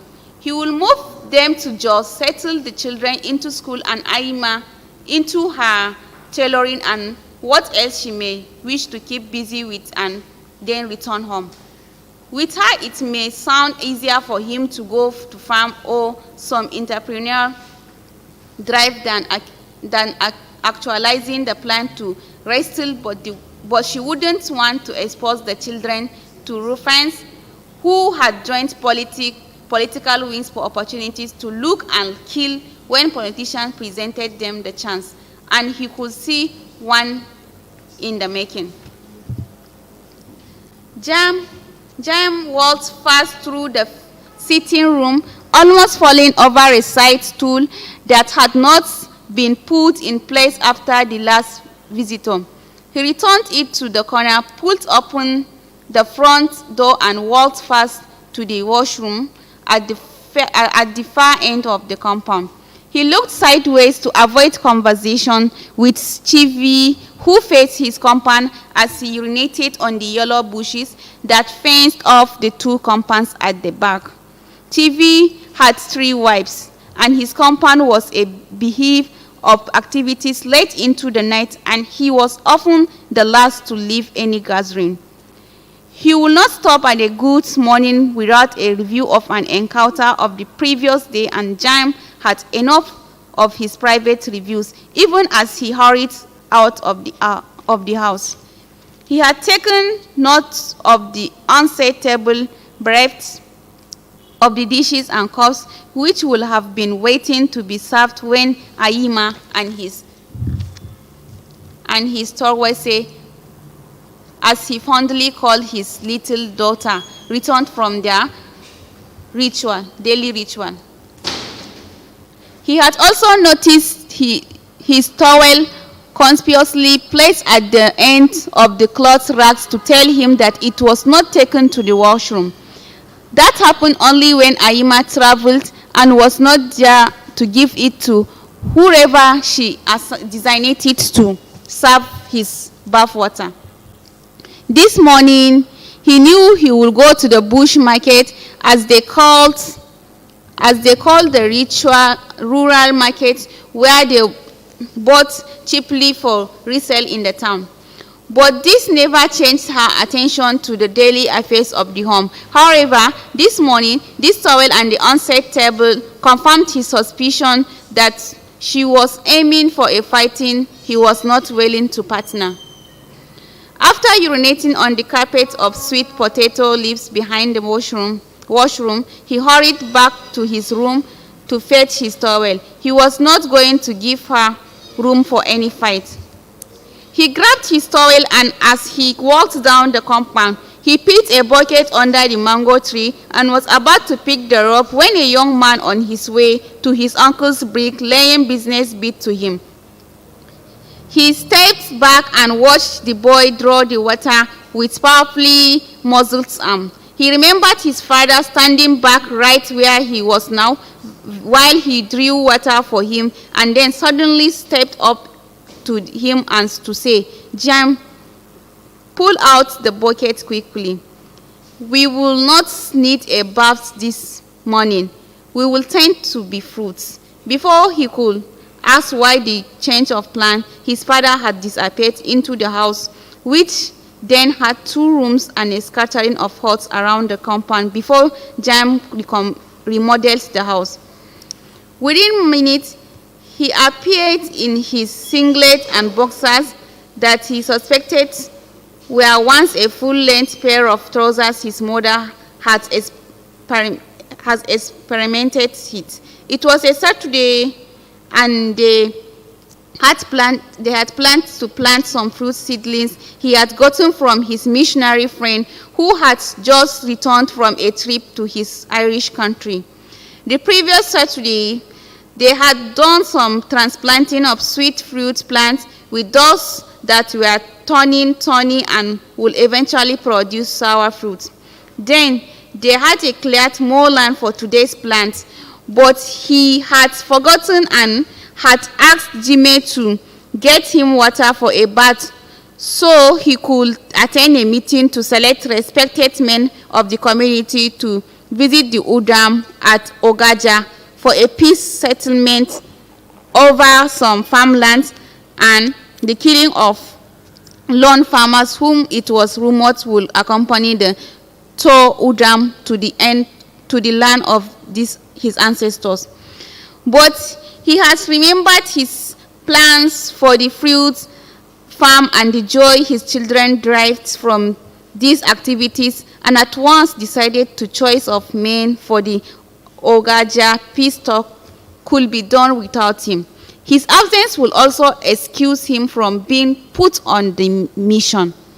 Jam looked at the young man's feet, and he raised his eyes slowly, talking in his fatal appearance as he remembered his father standing right on his spot so many years ago, which now seemed like yesterday.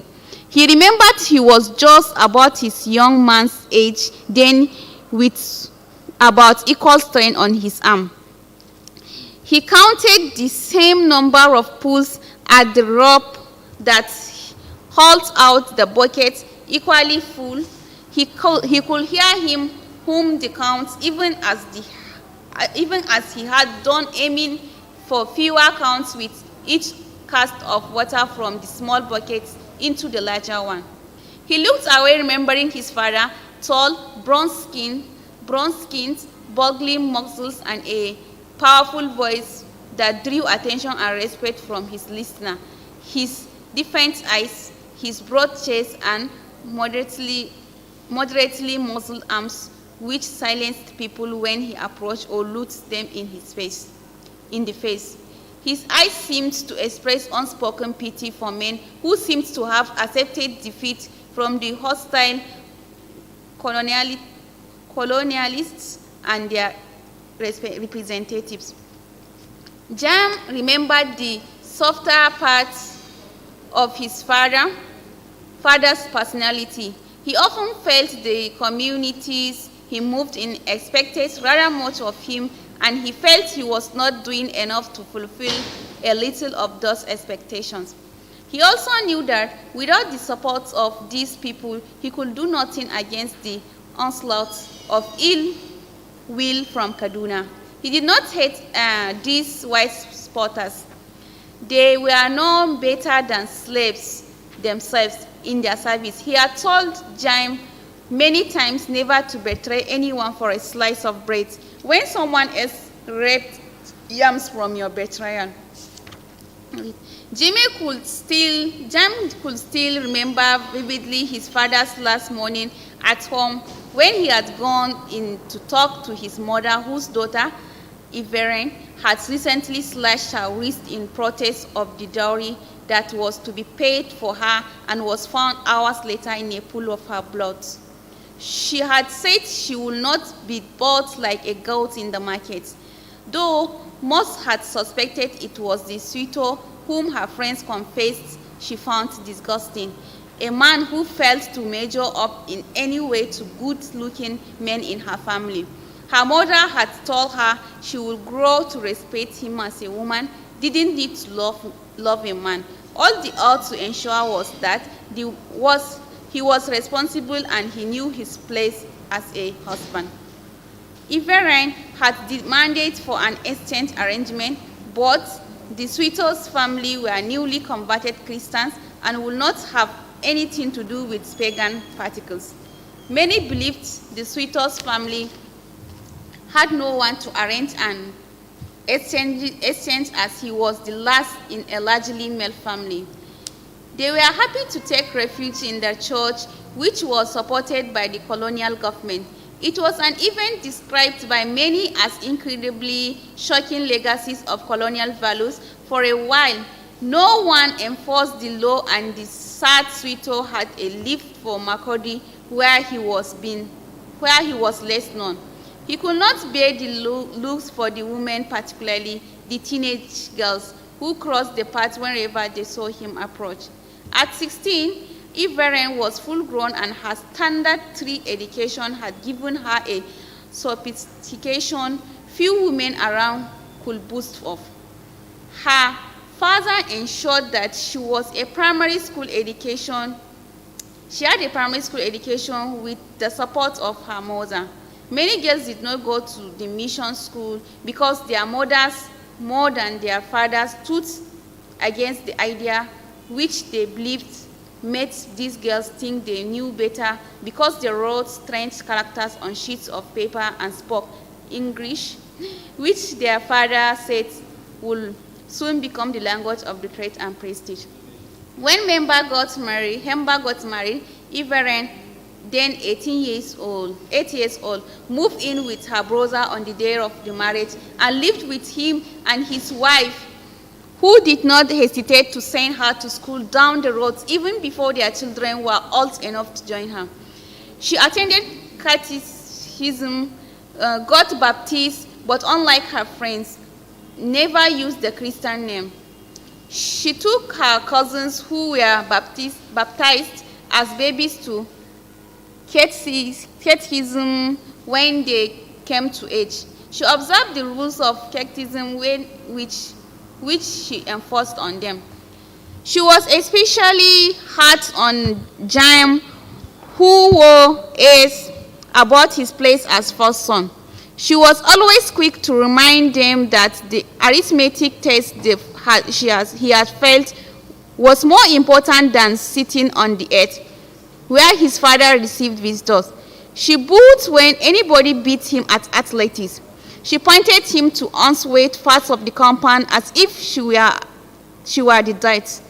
Jaim will frown at her and register his protest, but pick a broom all the same. He didn't bother taking any complaint to any of his parents. They would send him right back to her for more punishment. He was the only boy in the neighborhood who swept and weeded the compound with the girls. But he didn't mind. In fact, he eventually felt proud as mothers pointed him out of their sons, asking if they were better than him, than Jam. His father was no doubt content with the practices in the home and the upbringing of the children, in which Everend played a major role. When Hemba went to the white man's home, he knew Everend was good company for his wife. They always had something to talk about in spite of the 10-year differences. Everend grew up in a good cook and was adept in housekeeping. This made it easy for her sister-in-law to advance her tailoring, which she had added to her sale of provisions, which she bought wholesale from Igbo traders on market days. She made sure one in her home was short of clothing, and there was always food at mealtime to feed 6 extra mouths, considering those who stopped by such strategic moments. She was also training 2 of her younger brothers, children whose parents were NA workers, Igbo traders, or successful farmers. There were also teenagers who were younger brothers, cousins, or nephews of this same NA staff, and who were happy and content with an opportunity of education when they followed the rules and stayed at home when they were expected. The school farm was the largest in the district and produced the best fruits. There was a great variety of oranges and mangoes on this one farm. There was, in addition, pear trees and banana doing very well on the farm.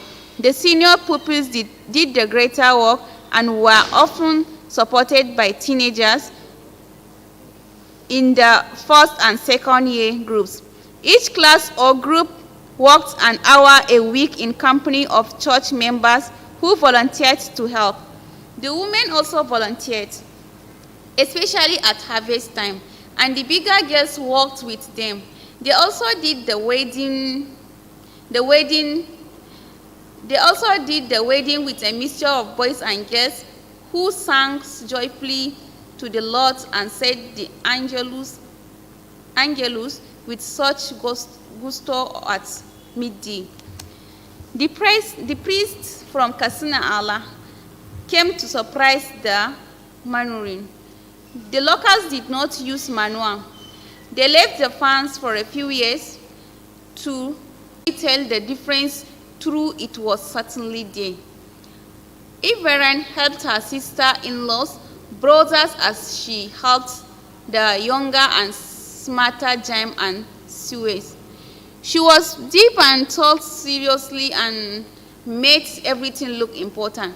No one acted frivolous when Everend was present.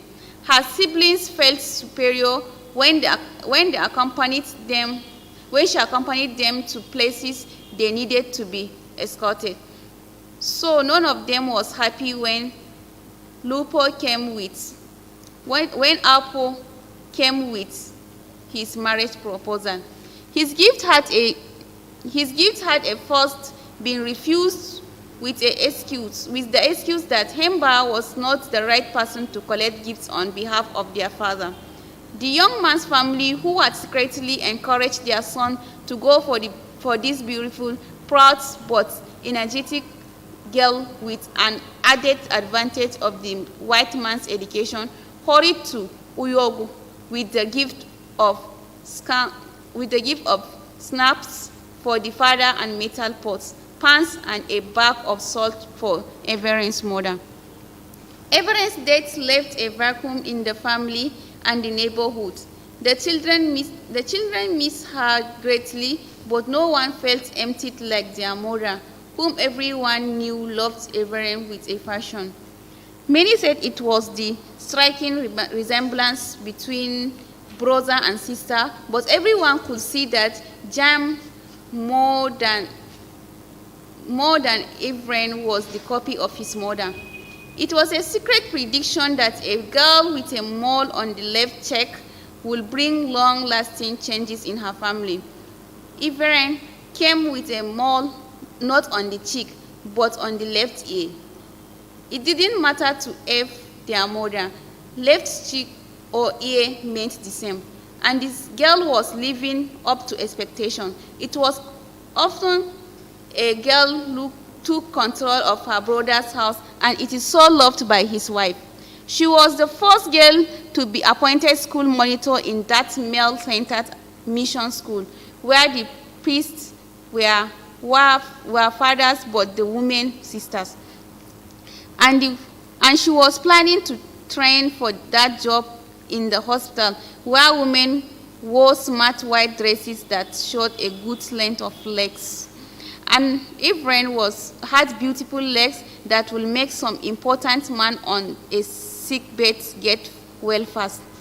It tickles her just thinking that Evelyn will likely be the first to wear that white dress amongst the white women that worked there. And the white priest was obviously impressed and encouraging. The way she taught those dull boys in her brother's home and waited patiently for nephews at catechism while talking cheerfully with passers-by, marking her out for consideration by the mission as a future teacher in mission school or nurse in the mission hospital.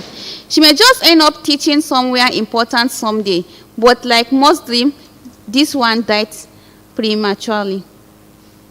So when Hemba went in to talk to his wife in that tone, he reserved for his mother at such moments before leaving for Makudi this morning. Jam waited patiently. Sometimes his father went for a while and he needed money for things he couldn't explain to his mother. His father asked fewer questions these days, whereas his mother was becoming more dictatorial, questioning suspiciously and looking at Ayomba, his cousin, for further information. No one told her anything, to her greatest annoyance.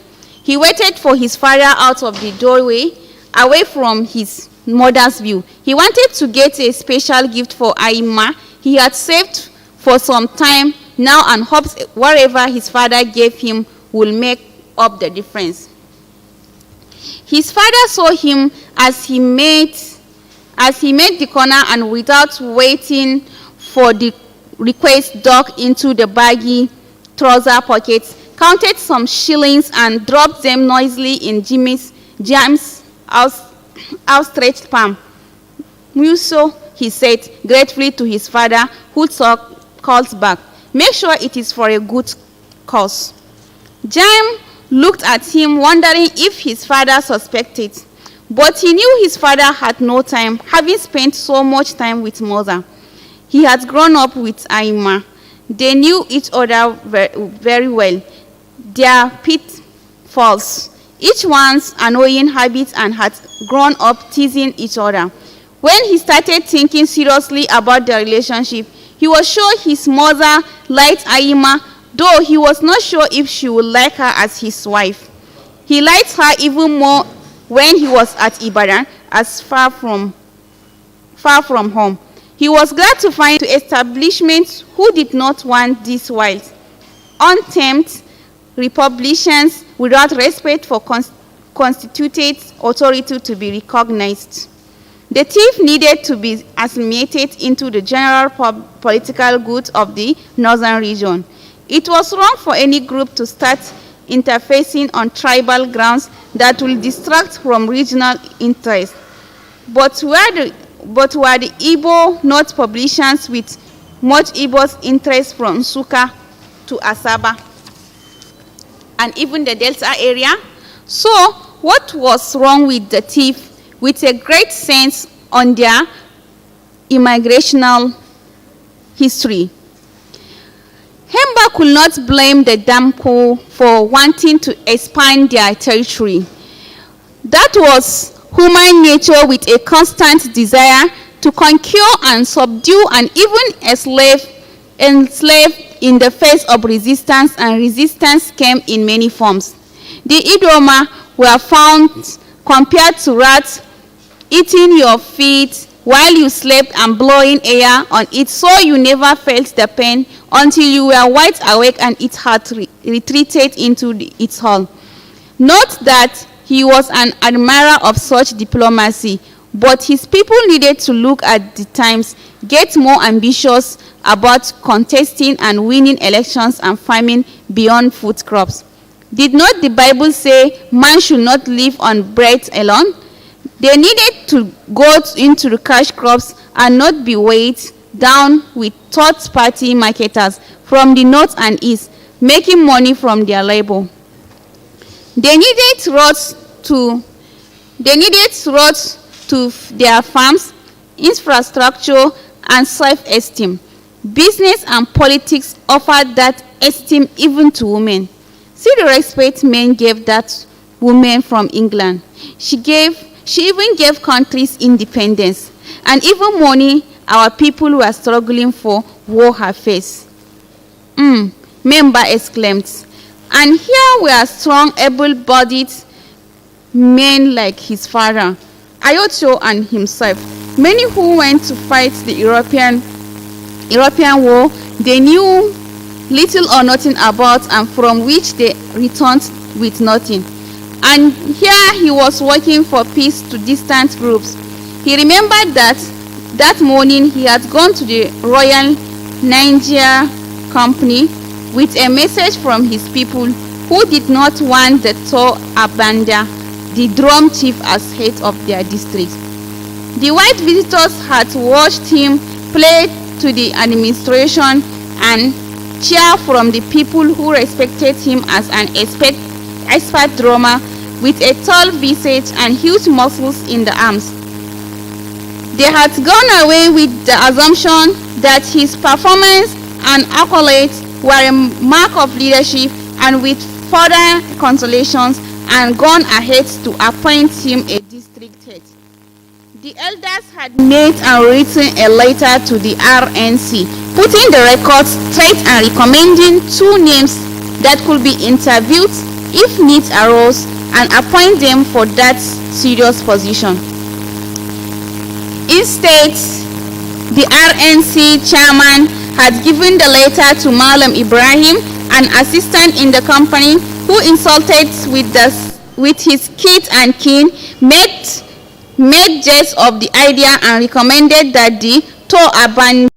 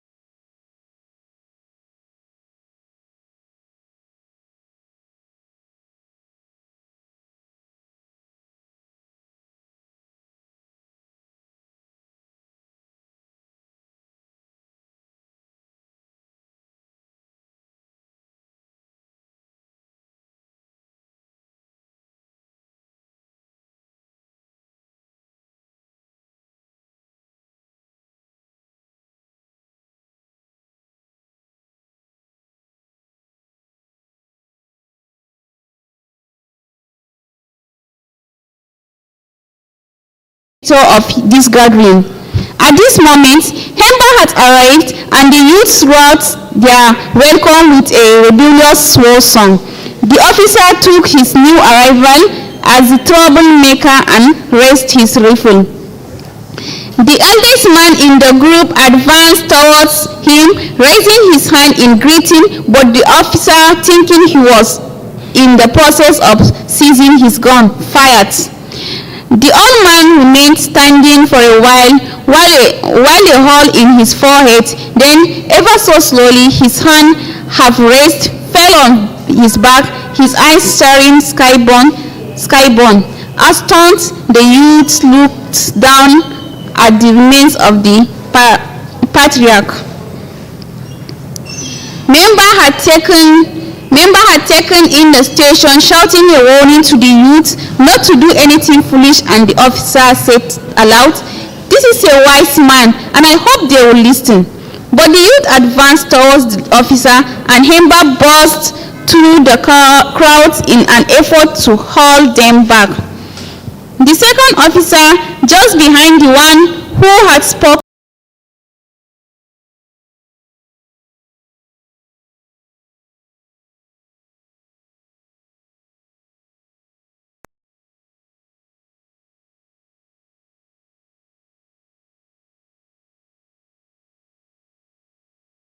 revolt that saw the death of 11 policemen and over 50 civilians. Hemba was named as the head of the rioters in protest against the chieftaincy. The Dito Abande was sworn in as the district head of Katsina Ala, a district head who was not only a spy but corrupt and instrumental to many bad policies that turned the people against themselves. That night, there were no dances except the sound of mourning drums announcing the wake, keep, and burial of loved ones. James sat under the frangipani tree when his father's corpse arrived in a pick-up van. For a while, he was reluctant to go where the men were gathering. He could not bear to see his father, who had left home that morning, walking with a bounce to his guides, shoulders slightly bowed, now lying there unable to lift a finger. His father, who would have wondered why a man would be helpless like a woman, unable to lift himself off a chair, was now being looked at from a position of helplessness, from no position. Suddenly, he stood up. He would not sit here and let people go staring at his father. He walked slowly to the vine, his head bent, his eyes downcast, burning and gathering torrents. Aima watched him from the entrance to the gate, where she too had sat and waited for the arrival of the body of the man who had been so much of a father since her marriage to his son. Each time she complained about leaving school too soon to marry for her brothers, he would tell her school was only a stone throw away if she did not mind sharing the classroom with her children. Once he had listened to an acquaintance running on about her hatred for tips, and after the woman had left, Hemba had told her to be watchful and hold her back tight when she was around people who talked that way. They had something to hide. She liked the way he could say with a sly smile that it was weak and when beat their wives, who had a habit of constantly comparing weak men to women. Aima would always proudly tell other women to James hearing that her father-in-law was a strong and respected man, and that was why he never saw women as weak. Rather, if a woman did something poorly, he would say, "This is very unlike. What happened?" Or he would say, "This is unwomanly." He was always so encouraging, so sure of himself. Aima never imagined Hemba carried, yet here he was Here he was and her husband ever since she had known him as a little girl. Had never seen him wield tears, but here he was, fighting to control tears, threatening to burst down his face. She stood up, picked a towel and walked to him, towards the van and burying his father's body. Chapter 9. Escape. Jan shook himself out of thoughts of his last fate. He knew Aima's attitude was informed and focused on his family misfortunes.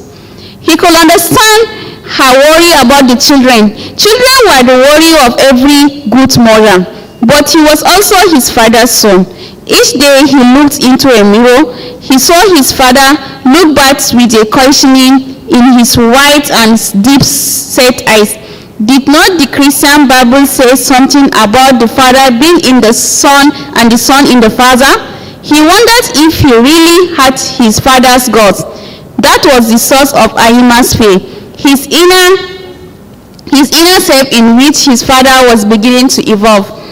He could not fold his arms and watch injustice perpetrated against innocent people. There were even rumors that the son of the Ilorin Malam who ruled Makurdi was agitating to replace his father. How much insult could be added to injury?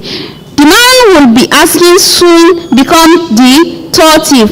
His father's involvement with the church had kept him from the type of open rebellion his 8th grade had been involved, and his distance from his peers had also kept him and his younger brothers in school.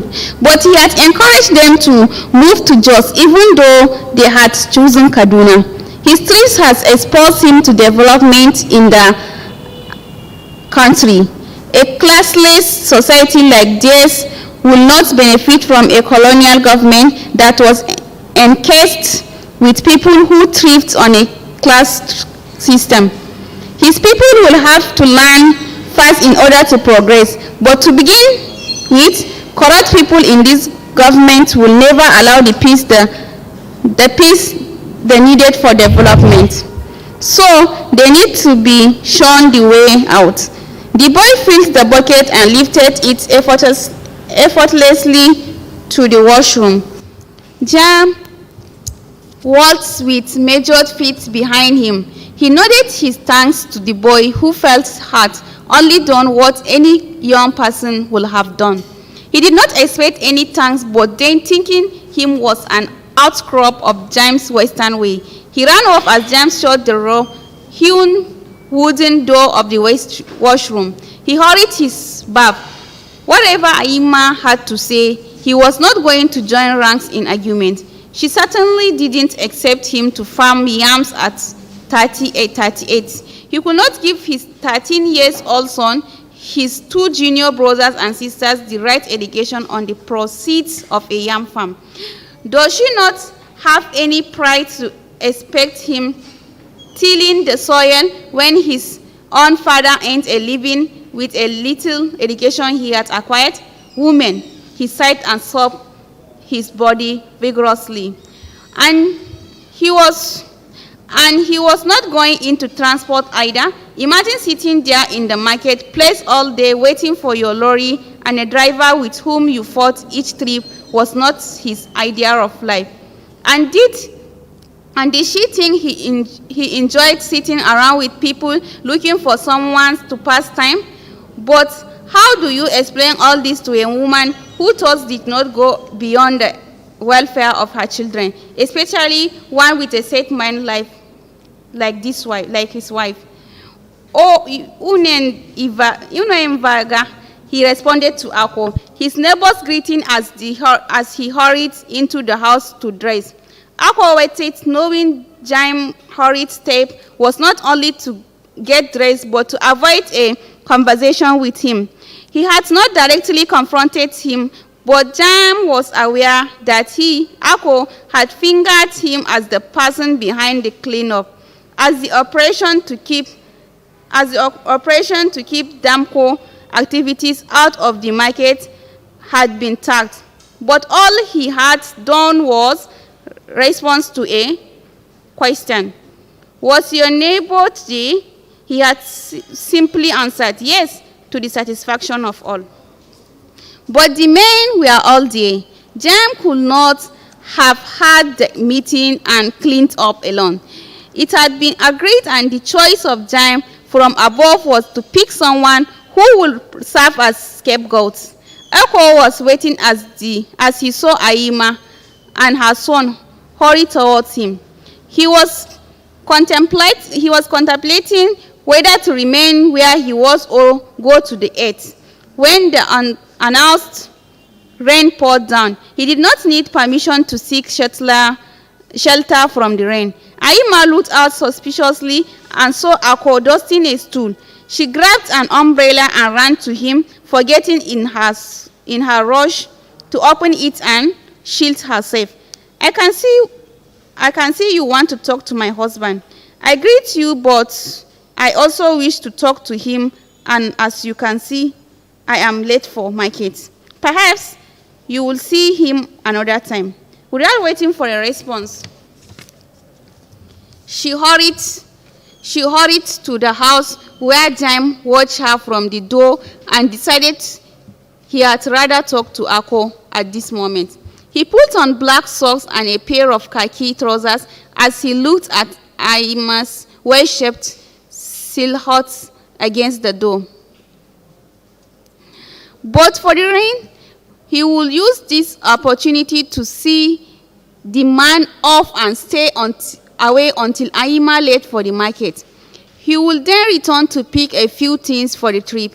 He returned to the door and called out to Ako, I will see you. Give me a few minutes to dress, and spoke gently to Aima, returning her away from the door. You and I will not waste our time this morning over this issue.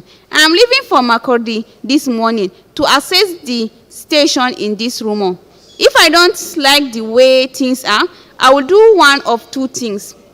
Come and take you and the children to Makurdi, or leave for Jos and send for you to join me.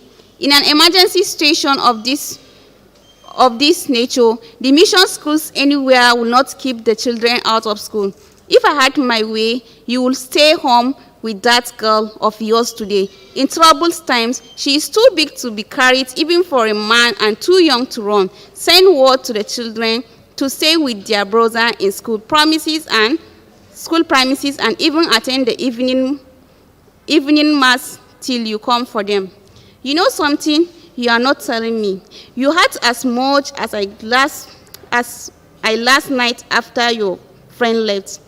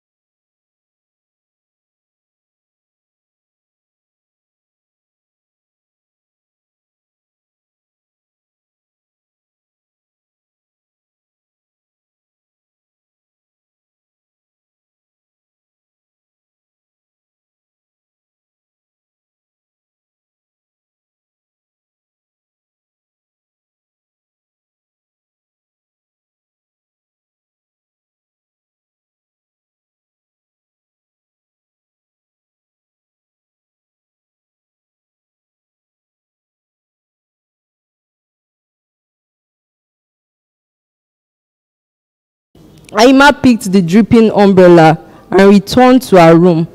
picked a bag containing her customer's sewn dress, sat down in a chair, and placed the bag before her. She watched the girl scoop bread with a spoon from her plastic teacup into her mouth, much of it dripping on her chest. She pushed aside the bag with one foot and stretched her feet in front of her looking from the girl to the rain and her husband and the morning visitor as they enjoyed their unhurried but sparse breakfast. The rain stopped as suddenly as it started. Aima jumped up and grabbed a rag which she sprinkled some water on and cleaned the girl, put on a dress, a pair of brown strapped sandals. She looked her over, took her by the left hand and grabbed the bag with the others, calling out to someone in the next room to clear the table before Ako and her husband. The men wished her a good market day, as she wished them a peaceful day. Ako wondered in silence if she had sent her sewing machine ahead. Jime's boss at the office had wanted some information about the family's movement today. He said he was stranded with an important file, and only Jime could help him, but he would want to take him by surprise. So Ako was to be careful in his utterances. However, Ako was a little uncertain now. Why did he want to know where Jime's wife and children would be? Perhaps the rain was the reason why she was not taking her sewing machine to Ukarav. For now, the children were expectedly in school, and he could hear some young male voices in one of the rooms. Everything appeared normal. The men finished their tea, and Jime called out to Bekiron, who took the tray away. Ako could see one of the voices. Call the others, Jime said to Berikon, as he walked towards the room where the voices could be heard. Then turning to Ako, he said, "You may not wait for me. I want to give these boys some work before I leave. I would not want to embarrass them with you listening." Indeed, I understand. These boys these days do not want to work. I have the same problem in my house. I will call back to get some news from Ushungo. He took his time, but the boys did not come out until he had walked out of sight. Then hurriedly, Jime left and ate and stopped at the door leading to the boys' room. Pack some bags and go to Mbalum, but before then, pick a box and pack some of your sister's personal effects. Put my green file in the box. If you find any money, put it in the box as well. Pack another bag for the boys. One of you go and tell them during the break they should not come home until their mother come for them, and be quiet about it. Do not leave at once, as you will draw attention to yourself. Tell your mother not to worry about you coming home. Tell her there have been rumors and the children are safe with the priest. Aima will join them when she returns and come home if all is well. It is only precautionary. Where do we leave the keys? With your aunt in the hospital, he gave each some coins. Thank you, and God go with you. We will take some things now to St. Andrews, come home and wait till school closes and drop the bags with Vishima. At that time, no one would notice. Good. On a second thought, he also went in and packed a bag, gave it to the Berikon to go ahead and dropped it in the Land Rover and tell the driver to meet him at Ogoja Road Junction. As he walked fast in the opposite direction, he saw Emmanuel, a messenger in the office, who had gotten the job through his recommendation. "Oh, Vasen, sir, I was just running to warn you. I had a discussion between Oversen in the office and Ako. I am not sure of what, but I can bet my life is not a good thing. That is all, sir. I will return to the office." "You have done well and careful." The man hurried off, his loose jacket tail flipping. His lips moved in silent recitation. Seek the Lord, all you, the humble of the earth, who obeys his commandments. Seek integrity, seek humility. You may perhaps find shelter on the day of the anger of the Lord. In your midst, I will leave a humble and lowly people, and those who are left, I, Adipo, Israel, will seek refuge in the name of the Lord. They will do no wrong, will tell no lies, and the perjured tongue will no longer be found in their mouths, but they will be able to gaze and rest with no one to disturb them. He straightened his jacket, adjusted the collar of his well-ironed shirt, and looked up to the skies, arms raised slightly, as if in imitation of Zephaniah's gaze, and barely missed the pool of water. Jime watched him make the turn before resuming his walk. He looked around in premonition of a long break from Adigbo. The sun rays reflected on pools of water scattered about and on the trimmed grasses. A few children who were not in school or who had not made it to school before the sudden downpour peered from doors of their homes as nothing in particular. They wanted to be out, but someone was daring them with a beating if they stepped out. He worried a little on how this break could affect the destiny of his children. A sudden break in their school calendar, a change of culture and assimilation into a new environment. He looked around him. Not many people were about. Many had left early for Ukurav markets, and a few left their homes soon after to attend to various engagements. Others the rain had kept indoors. He looked around him as he walked fast. He had hardly gotten into the T-junction leading to Obudu and Boko when the rover pulled over and cleaned his feet on the grass before stepping into the vehicle. He looked at the back seat. His bag looked back accusingly. He beat back the tears that welled in his eyes. There would be no need to stop in Makurdi. He would proceed to Jos and prepare for his family to join him. But he would return, yes, when he had them settled. His mind was cast on people around him. One could trust anyone more. Politics was creating an unsettling atmosphere on the TV. This was not the way of life of the people. Both their oral and contemporary history until now attested to the oneness of the people. The colonialists and then the regional governments were tearing his people apart, and the people had to do something. Suswam could not do it alone. The people needed more voices in the federal as well as the regional governments. As he worried about Suswam being alone because his support could be saved for benefits for others, perhaps for him and not the people. Who was there with him?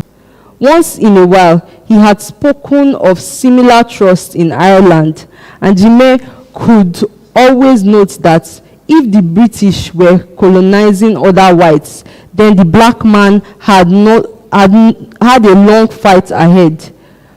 But he was sure the situation in Ireland could not be the crude, this unhuman. They surely would not turn the Irish against themselves, since they had no tribes.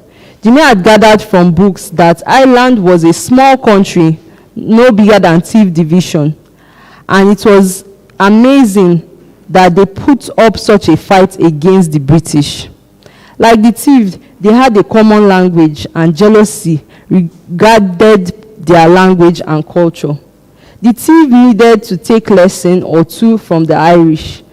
Then he thought of the up-and-coming educated group like himself and worried about their slow progress, largely occasioned by the lack of peace in the land. Development was slow, and even the little put together was constantly being destroyed by protests. There were no good houses around. The huts made of clay bricks and zinc roofs could be upgraded into designs the rural thief and other tribes could emulate. Brick was beautiful and more desirable than cement blocks, now seen as a status symbol.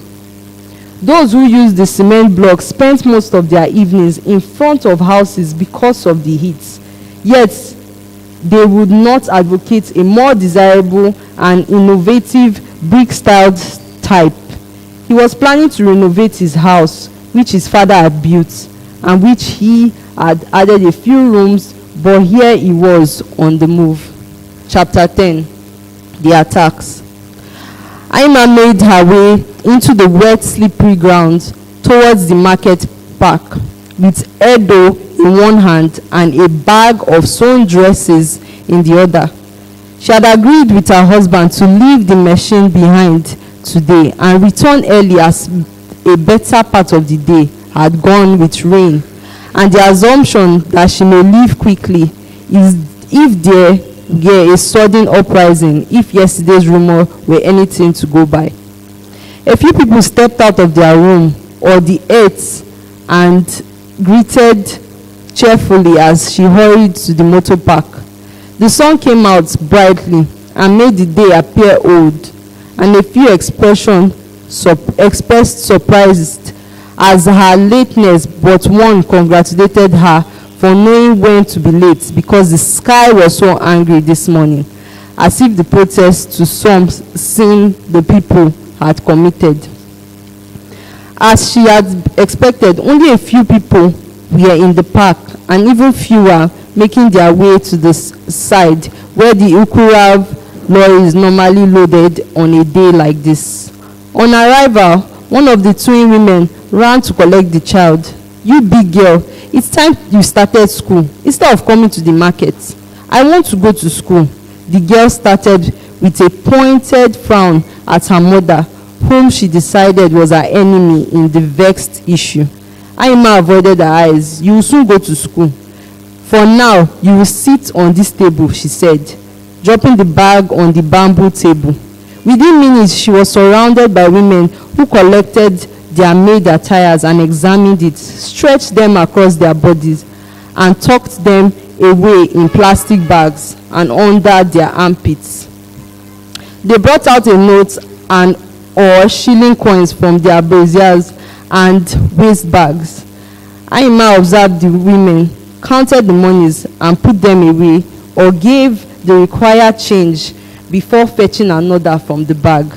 She watched the woman who made a show of talking to a man who came to greet but hung around admiring Jime's wife, who would certainly go away with more money than most of them who sold tobacco and other men's wares. This woman talked to this person, greeted this man, and asked another of his family as she moved away. Aima watched and then called out to her, "Nenge, I'm waiting for the payment of that blouse in your bag." "Have I not paid?" "No, you have not," Mary and Maria answered in unison. "I'm sure you do not so." The attempted escapist shot back, "I am talking to Aima. And we sure have observed all who have collected and paid for someone else's labor, and those who are more interested in greeting and sneaking away. We also know who would rather not pay for those respectable clothes, but pay your due and give us space here in Batering. This space is for honest traders who pay their dues." They turned to a customer, ignoring any further comments. The woman paid and moved away as others smiled and shook their heads. Some other women were waiting to give Aima their measurements and new materials. She did not want to take any material she may not sew. She asked those who had some buying to do so first. She turned to Maria and asked about Doshima and Awange. Mary said Doshima was selling her beads at the other end of the market. She had not seen Awenge, and both wondered if she had come at all. She was not certain of coming to market today, Maria noted. She seemed rather worried when I went to her place to get some kerosene after our brief meeting yesterday. Aima told her gently but firmly in a whisper that it was time for her and Mary to leave immediately, as that may be the only lorry. She pointed her chin towards the lorry, making a U-turn. That was usually the signal that the vehicle was ready to start loading. Aima took time clearing her bag and then said to those standing close by, Why don't we do some buying first? I won't be long today, as I have no one to assist me to take my wares from the bus stop to the house. They nodded hesitantly. The man had asked her not to collect sewing this week until he returned from Makurdi. He was sure that they may move away if rumors had substance. She pointed to a part of the market where they would meet her. She then asked the twins to move their table to a corner and advised them to leave early and talk as little as possible. She had seen suspicious movements when she left home. The two women asked no further questions as they watched her strap her daughter on her back and disappear in the crowd. She had listened to the reason the Igbo and Hausa lorry owners gave for their inability to visit Ukarav market that morning, as she boarded an old lorry with only thief passengers. Aima had also noticed that one particular lorry was loading rough-looking young men who seemed to know one another and exactly when they would leave. They were rolling grass and openly smoking what some of them planted on the farms behind their homesteads in vegetable gardens. One had said something like, "We will be there when they have sold and have money in their bags." She also heard the driver shouting to this boy to tell those who had load he would not return. She knew that on a day like this, some lorries bypassed Adigbo to Vadekia and from there to Boko, but Aima noted the emphasis. She looked hard at the man who shouted back, "What are you looking at, woman? Or has a beautiful woman like you not found a husband?" The boy, who recognized Aima, did not look in her direction as he pulled a sack from a number of items and carried them to the vehicle. "Save us, Lord our God, and gather us together from the nations, that we may proclaim your holy name and glory in your praise." That was the opening prayer of the day's mass, but she could not be sure if it was today or yesterday's. It suited her at this moment of confusion, and she was sure the Lord would listen to the apt implications. He would also need to send his spirit of love to cover the anger that filled the people. A greater love of God and their fellow men and women, she added. She briefly wondered why the Bible always spoke of men in prayer, even though women prayed more fervently. Perhaps the male writer often forgot. She wondered if she could take her daughter and bag and go back home, but she had some sewing to deliver. More importantly, she convinced herself she may know more if she went to the market. Aima anticipated a long walk if she failed to catch the lorry. She had advised Mary and Maria to join, but she believed she would pick a vehicle in the next village. She made her way to the clearing where everyone used as a toilet. In the women's side, she met a few women, greeted, set Edo down to urinate, did the same and generally wasted time until the last woman left. Then, taking the child by the hand, hurried away from the market before anyone would begin to ask questions. She walked a distance towards the place she was told Mbadun was selling beads, but she was not there. Aima made a U-turn and joined the road where she hoped to wait for the lorry. She had walked about a mile when she heard the sound of an approaching lorry. She moved away from the road and saw the old lorry she had come with and waved it to stop, but it was full. The twin women begged the driver, but with a child it was not possible. She was sure she would get a vehicle in the next village, which was 10 minutes away. She watched dejectedly as they drove away, but consoled herself that she was on her way. Aima had not gone 5 minutes when she heard the sound of an oncoming lorry. It wasn't from the market, and she quickly stepped into the bush. Edo protested, and she told her to be quiet or she would walk. She kept quiet. She bent behind a cluster as the lorry with the canopy and young men passed by. She broke into a run. Lord, why are your people destroying the vehicle in the village? She circled behind the huts and joined the road towards the river. She will have to keep away from the road, she thought. Tile Hela, a voice commanded her to halt, military style.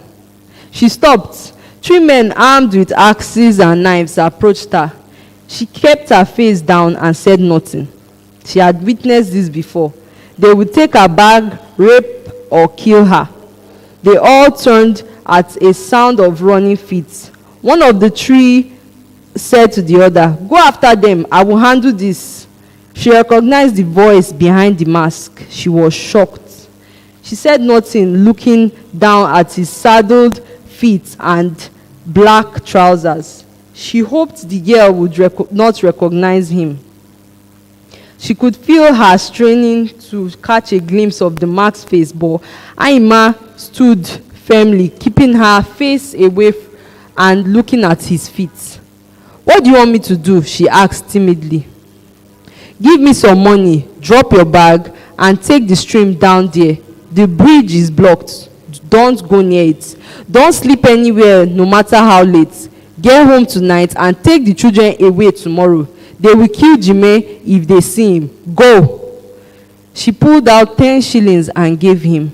She dropped the bag and tied the wrapper around her daughter firmly and hurried the way he directed. The marksman took the bag, looking at the money in his hand, and walked towards his followers. He was not going to stain his hands with the blood of the wife and child of his cousin. As Aima half walked, half ran, she prayed that the twins would get home and pass the word around. But would they have noticed the lorry with the canopy and what its occupants were destined to do? They had dropped off some of their gang members to cut off the bridge and waylay those who escaped from the market. How did the Hausas and Igbo know of this and kept away? Who owned that lorry with the canopy? Who recruited her husband's cousin to kill his own people? How much did they give him that was worth the life of his district? Oh, there were so many questions that tormented her. The child sensed her fear and was silent for a while, and then asked in her firm, curious way, why did Papa Gums wear that clothes on his face? Did he not want us to know him, or he is going to dance Jomambaku? That was not Papa Gums. I almost thought he was the one too. And that is not a mask for the masquerade dance. Ah, Mama, he deceived you. He cannot deceive me. That was Papa Gums. She laughed heartily, more at the fact that her mother was strict than his mask. Aima unstrapped and set her down. Now you listen to me. That was not Papa Gums. I must not hear you say stupid things you do not understand. Not to your brothers, not to your friends, not to yourself. Do you hear me? Yes, Mama, not Papa Gums. She was scared more of the look in her mother's eyes than being set down. Her mother had never seemed so angry with her. Aima didn't realize when she crossed the river until she saw farmers from Mbastav clan joining the road from the bush path opposite where she had set Edo down. She looked at the timepiece on her watch. It was 6:45 p.m. She had some 4 miles to walk and hoped some of these people would be going to Adipo. She picked the girl again and walked to the open road. She looked around and saw another family joined in the road, and confident of the safety around them, she eased off Edo and set her on the ground. Now you walk, schoolgirl, and remember that man is not Papa Gums. She received and gave greetings and slowed to her daughter's pace, which was just the pace of those around her, tired from farm. How was work on the farm? Aima asked a tired-looking woman with cassava in a bowl balanced on her head. Oh, work. That is what we do. You are better in the market. You return home in clean clothes with money in your bag. No stream near your farm then, Aima suggested. It still doesn't remove the sand in your hair and nails and the skin darkened by the burning sun. But good yield is money these days for those who have traveled to northern towns. The Igbo bring their lorries here and price low. The Hausa come to buy cheap. And when we take it to them, their people don't buy from us. We end up selling cheaper and losing our transport fare. They fix the prices. If you don't sell your goods rot. The fruit seller are worse off. And so are tomato growers. Go to the market and see them. In the legged beauty. They both looked at Edu and smiled painfully. It was obvious these farmers had not received any news about the killings. But it wouldn't be long. For now, they had to get home. She thought for a while about the hardship the woman had just chronicled. The thief indeed had a basket of woes to contend with, and from all indications, who happily collected it, even though she was yet to finish the bit in her hand. Some salt had been put on the yam, and she licked her fingers as she ate. The short, stocky man behind the woman who had given Aima the piece of yam cleared his throat importantly and said, "Woman, your appearance is worrisome. Coming from the market, your daughter is hungry. You are disturbed. You have forgotten courtesy. You carry nothing and peace. What is the difference between white party and this thing we are going through now? White party did not go around killing people and burning farms. They wanted the farms to do well for their people, and we did not go hungry. So the lorries did not come." The young man beside the stocky man, obviously his son, asked thoughtfully. The women continued to lament their plight as they wished independence did not come. The stocky man and his son joined a third man. Aima could not pick their conversation as the three women talked at once. Then the men walked past the women and in a few minutes had turned the corner and were out of sight. The women wished Aima well and they approached a cluster of huts on the right and the corner the men had made a tree in front by the roadside. Wooden mortar and pestles, firewood on stones, and a few farm products were left under the huge tree unattended. A few people here had gone to the market as they walked to their settlements. Aima lifted the girl and strapped her to her back, remembering Jime telling her the girl was too big to carry and too small to walk. She looked down at the black and white hanger scarf which had served her so well to hold a doll on her back. An ordinary piece of cloth would not have been this efficient. She twisted it firmly but fondly in a knot and knew she would get home. The vertical lines on the clothes reminded her of gums telling her to avoid the river and the symbolic representation of the river her forefathers and mothers had crossed while fleeing from their enemies. They made it this far. Her own journey was a small one. She was sure she would get there. She could see the roofs of the St. Andrew Boys Secondary School, which had just started with the year one set with relief. It was getting dark. Gums had warned about dangers her family was in. She would be careful of the house, she noted. As she walked close to the front gate of the school, she prayed that Jime would have no reason to return. She called on the Virgin Mother of Jesus, Mother of Perpetual Help, for intervention as she silently prayed the rosary once again, counting her fingers. She remembered Irene with pains in her heart. She had visited the white woman who came to teach French and geography when the school was still under construction. She had encouraged her to read and given a copy of the Dickens excited. If Irene had not excited so young, Ima knew by now she would have had time to read more and learn more. The girl always discussed stories she had read in a way you would want to read the books as well. She would sit at her nephews close by and give them something to do while telling them a new story she had read from some book. And Ima knew when she was embellished, she embellished the stories with her own thoughts, garnishing it with some moral for the sake of her young listeners. If it was a short story, Ima would create time to read it and then encourage the boys to do the same. Ima smiled, remembering how Irene had told a story of the shoe blackening factory where some boys in Dickens' story worked and how they went around with dirt in both their finger and toenails and were mistaken for witches. She would look at every listener's nails, emphasizing the witch, and no sooner she had finished than someone was cutting and washing his nails. Ima smiled again at the memory of Irene and said a silent prayer for the repose of her beautiful heart and soul. Ima remembered Jime's grandmother, a woman with beautiful heart and a commanding personality. Each time the children and sometimes adults was about to leave the house, she would remind them to go and pass urine. She never listened to anyone say he or she did not feel like it. You just had to do it for the sake of peace.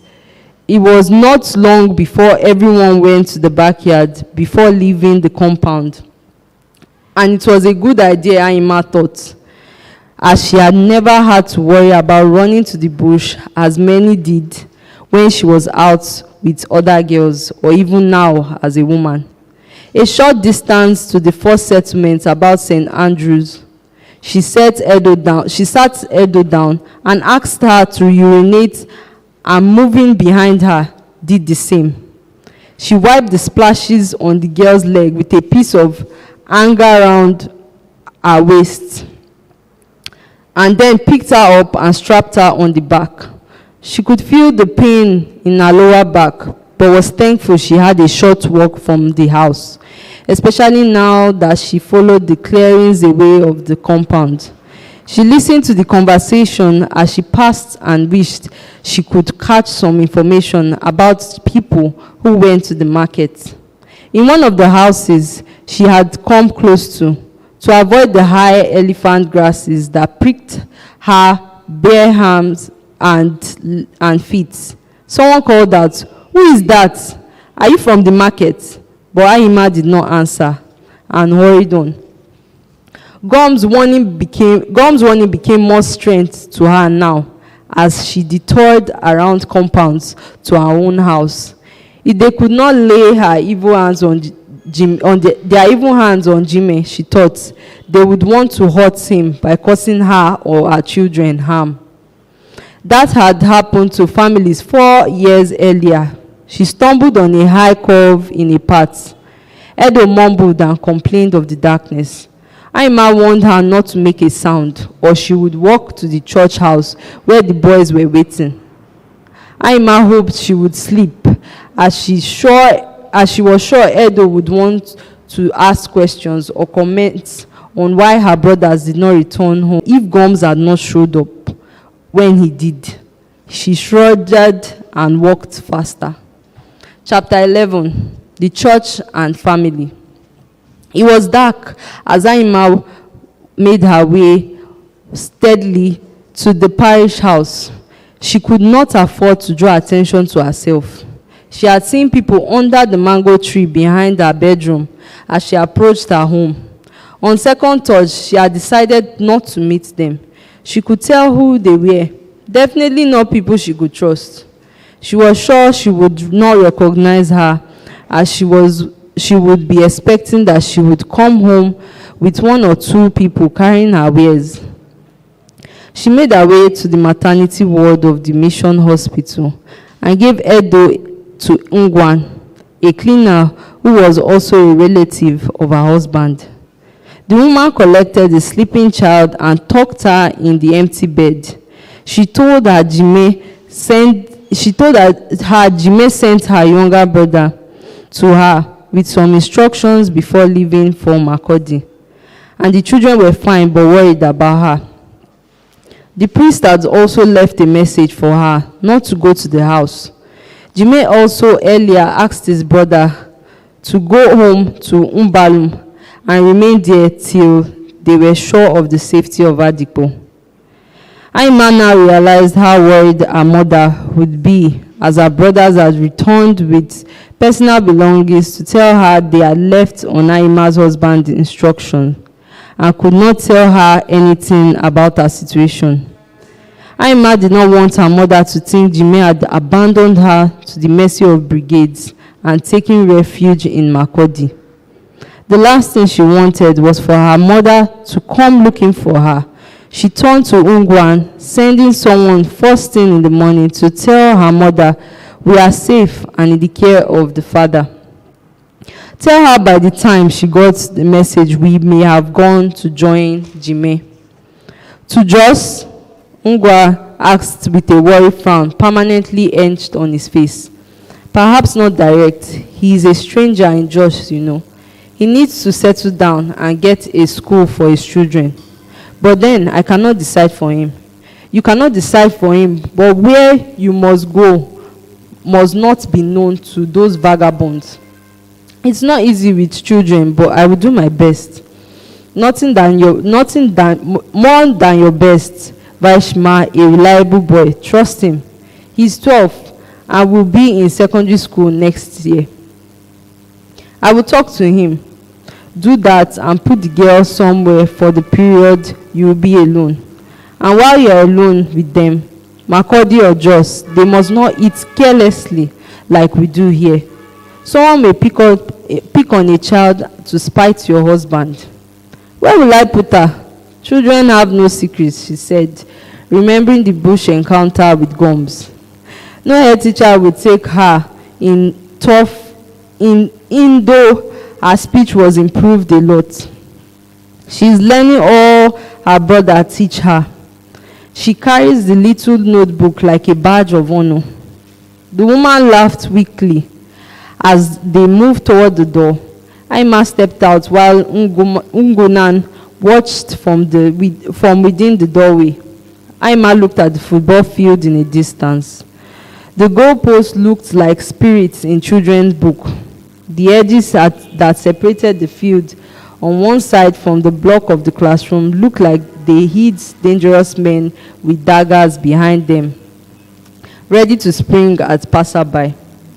The fireflies looked like lambs of witches going on a meeting with ingredients for their human meals. The jacaranda trees separating the hospital from the church towards which Aima headed were usual. She noted whispering. She worried about the story in her heart. How could she tell the priest who had cared for her children, or anyone for that matter, that her in-law was a leader of murderers and led a team in today's killing, and had pretended to kill her in order to convince his followers? How could she tell him that she had to leave before the news got to her husband, who she was sure would rush back as soon as he got the news from her and his children? How could she tell him her husband was on the list of people for elimination through the breaking of heads? Oh, where do these people learn this evil, brutal acts for the destruction of their own kids and kin? She stopped and turned around to look at the door she left Ungan a while ago, looked around and stepped down the sharp edge of the cemented veranda of the church she had taken to cut short the distance to the priest's house. The door was shut now, the only time she had seen that door shut. But then she came here only where she was expected to be here. For masses, for benediction, at one time for choir, meetings of the women, the Christmas Eve Mass, and the New Year Eve Mass. She had never had to sneak around on a Thursday night. She came to a hedge and looked left and then right, wondering why she had taken the shortcut. It did not help now. She couldn't jump over it. She could not squeeze through it. She could walk towards the sacristy and walk back, or walk towards this path she had left and return to the house which stood midway. She walked towards the sacristy, her slippers in her hand. She again remembered Ako with the flared nose and deep red eyes, and again wondered why he had come to the house that morning. She knew her mother was right about the eyes, speaking volumes about character of people. You must need to look them straight in the eye when in a conversation. Ako's eye flipped and were never steady when you looked in his eyes. He would shift them in another direction and talk in upper lip. Thoughts of him swarmed her as she had watched him share their breakfast. As he had walked into the motor and the priest waved her in. He gently shut the door. The children were sitting in varying positions, wide-eyed. They jumped up and rushed to embrace her, relief written all over their young, innocent faces. The priest waved her to a chair, and the children hung on its arm until he asked them to go back to their seats. He asked Bishima, the eldest boy, to get bread and a drink from his mother. The boy did not move. "Where is Erdo?" His mother smiled in fears away. She recognized the hardness in his eyes, like his father when disturbed, which he was very often these days. "She is in bed in the maternity ward. Get your mother something to eat," the priest muttered. He was also relieved and went out. While the women ate, he went to collect the child. He had witnessed two unrests in the part of the country. He had made mistakes in the past and lost good people. He had learned he could not trust anyone in matters of security, and not even the parish driver or catechist. For this family, he had sent them away early and asked the catechist to be in the parish house before the 5:30 a.m. Mass. There will be no Mass, but the catechist will say the rosary, followed by the Station of the Cross, at the end of which time he would have returned to join them after seeing his family off in Fr. Osmond. Father Osmond will leave Castina Allah at the same time to meet him at a designated place, where he will hand over mother and child. Osmond was on his way to Jos, so he could take them all the way and drop them off at Makurdi, if they so wished. That may be a better idea, to give the man time to settle some place before bringing them over. He was smart and a responsible man, and the priest had not been worried giving him a recommendation. Young would give him a well-paying job. He had talked to him on phone and told him to give him a straight job with no implications. The man already had a lot on his hands and mind. The priest had earlier taken the two boys to the house where George brought the bags their young uncles had brought to him. He wanted them to move what few suitcases in the house could carry. Their father's clothes and shoes and his case of documents and odd papers, their mother odds and their own clothes and books. The house could not be touched as their valuables lost. These were packed in Land Rover and covered with tarpaulin. That was before the two men arrived at the next house to keep surveillance on the house, after which few relations in the house left as if to deliver messages and went to tell the priests their observations. He had advised them not to attract attention to themselves by going to pick anything from the house.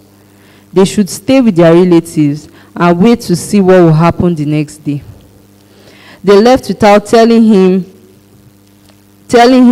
they had already moved their stuff and were on their way to their mother's house. He was so relieved to hear that no one knew whether Aima had escaped from the disastrous killings at the market or not. He had been greatly worried when one of the two women, called twins, had reportedly they left for waiting for a lorry they now know had not gone with any intention of picking anyone. She had asked him to pray for her and had done just before the Blessed Sacrament, and the good Lord had answered their prayers. What they needed now was prayer and sleep, for they had a long journey the following morning. Aima asked the priest to pray with her and her children. The priest agreed, but it was a short prayer. He put the boys to sleep and then went out to check the environment for intruders. Having satisfied himself, he went back and called Aima to pick the girl and follow him where she would sleep. She was a little uncertain as to where he would take her to sleep. Aima felt cowed as she followed him to the church. She was determined to brave it if she had to sleep in the church. Perhaps the priest did not want people to say a woman slept in his home, but she would have slept with her children. She said they would leave at 4:45 a.m. That meant they would be up by 4. So it was good to have some sleep in the care of God's own hands in the church. Aima half ran to keep behind the man. After taking Aima to where she would sleep, the priest walked over to the hospital, a habit he indulged in once in a while.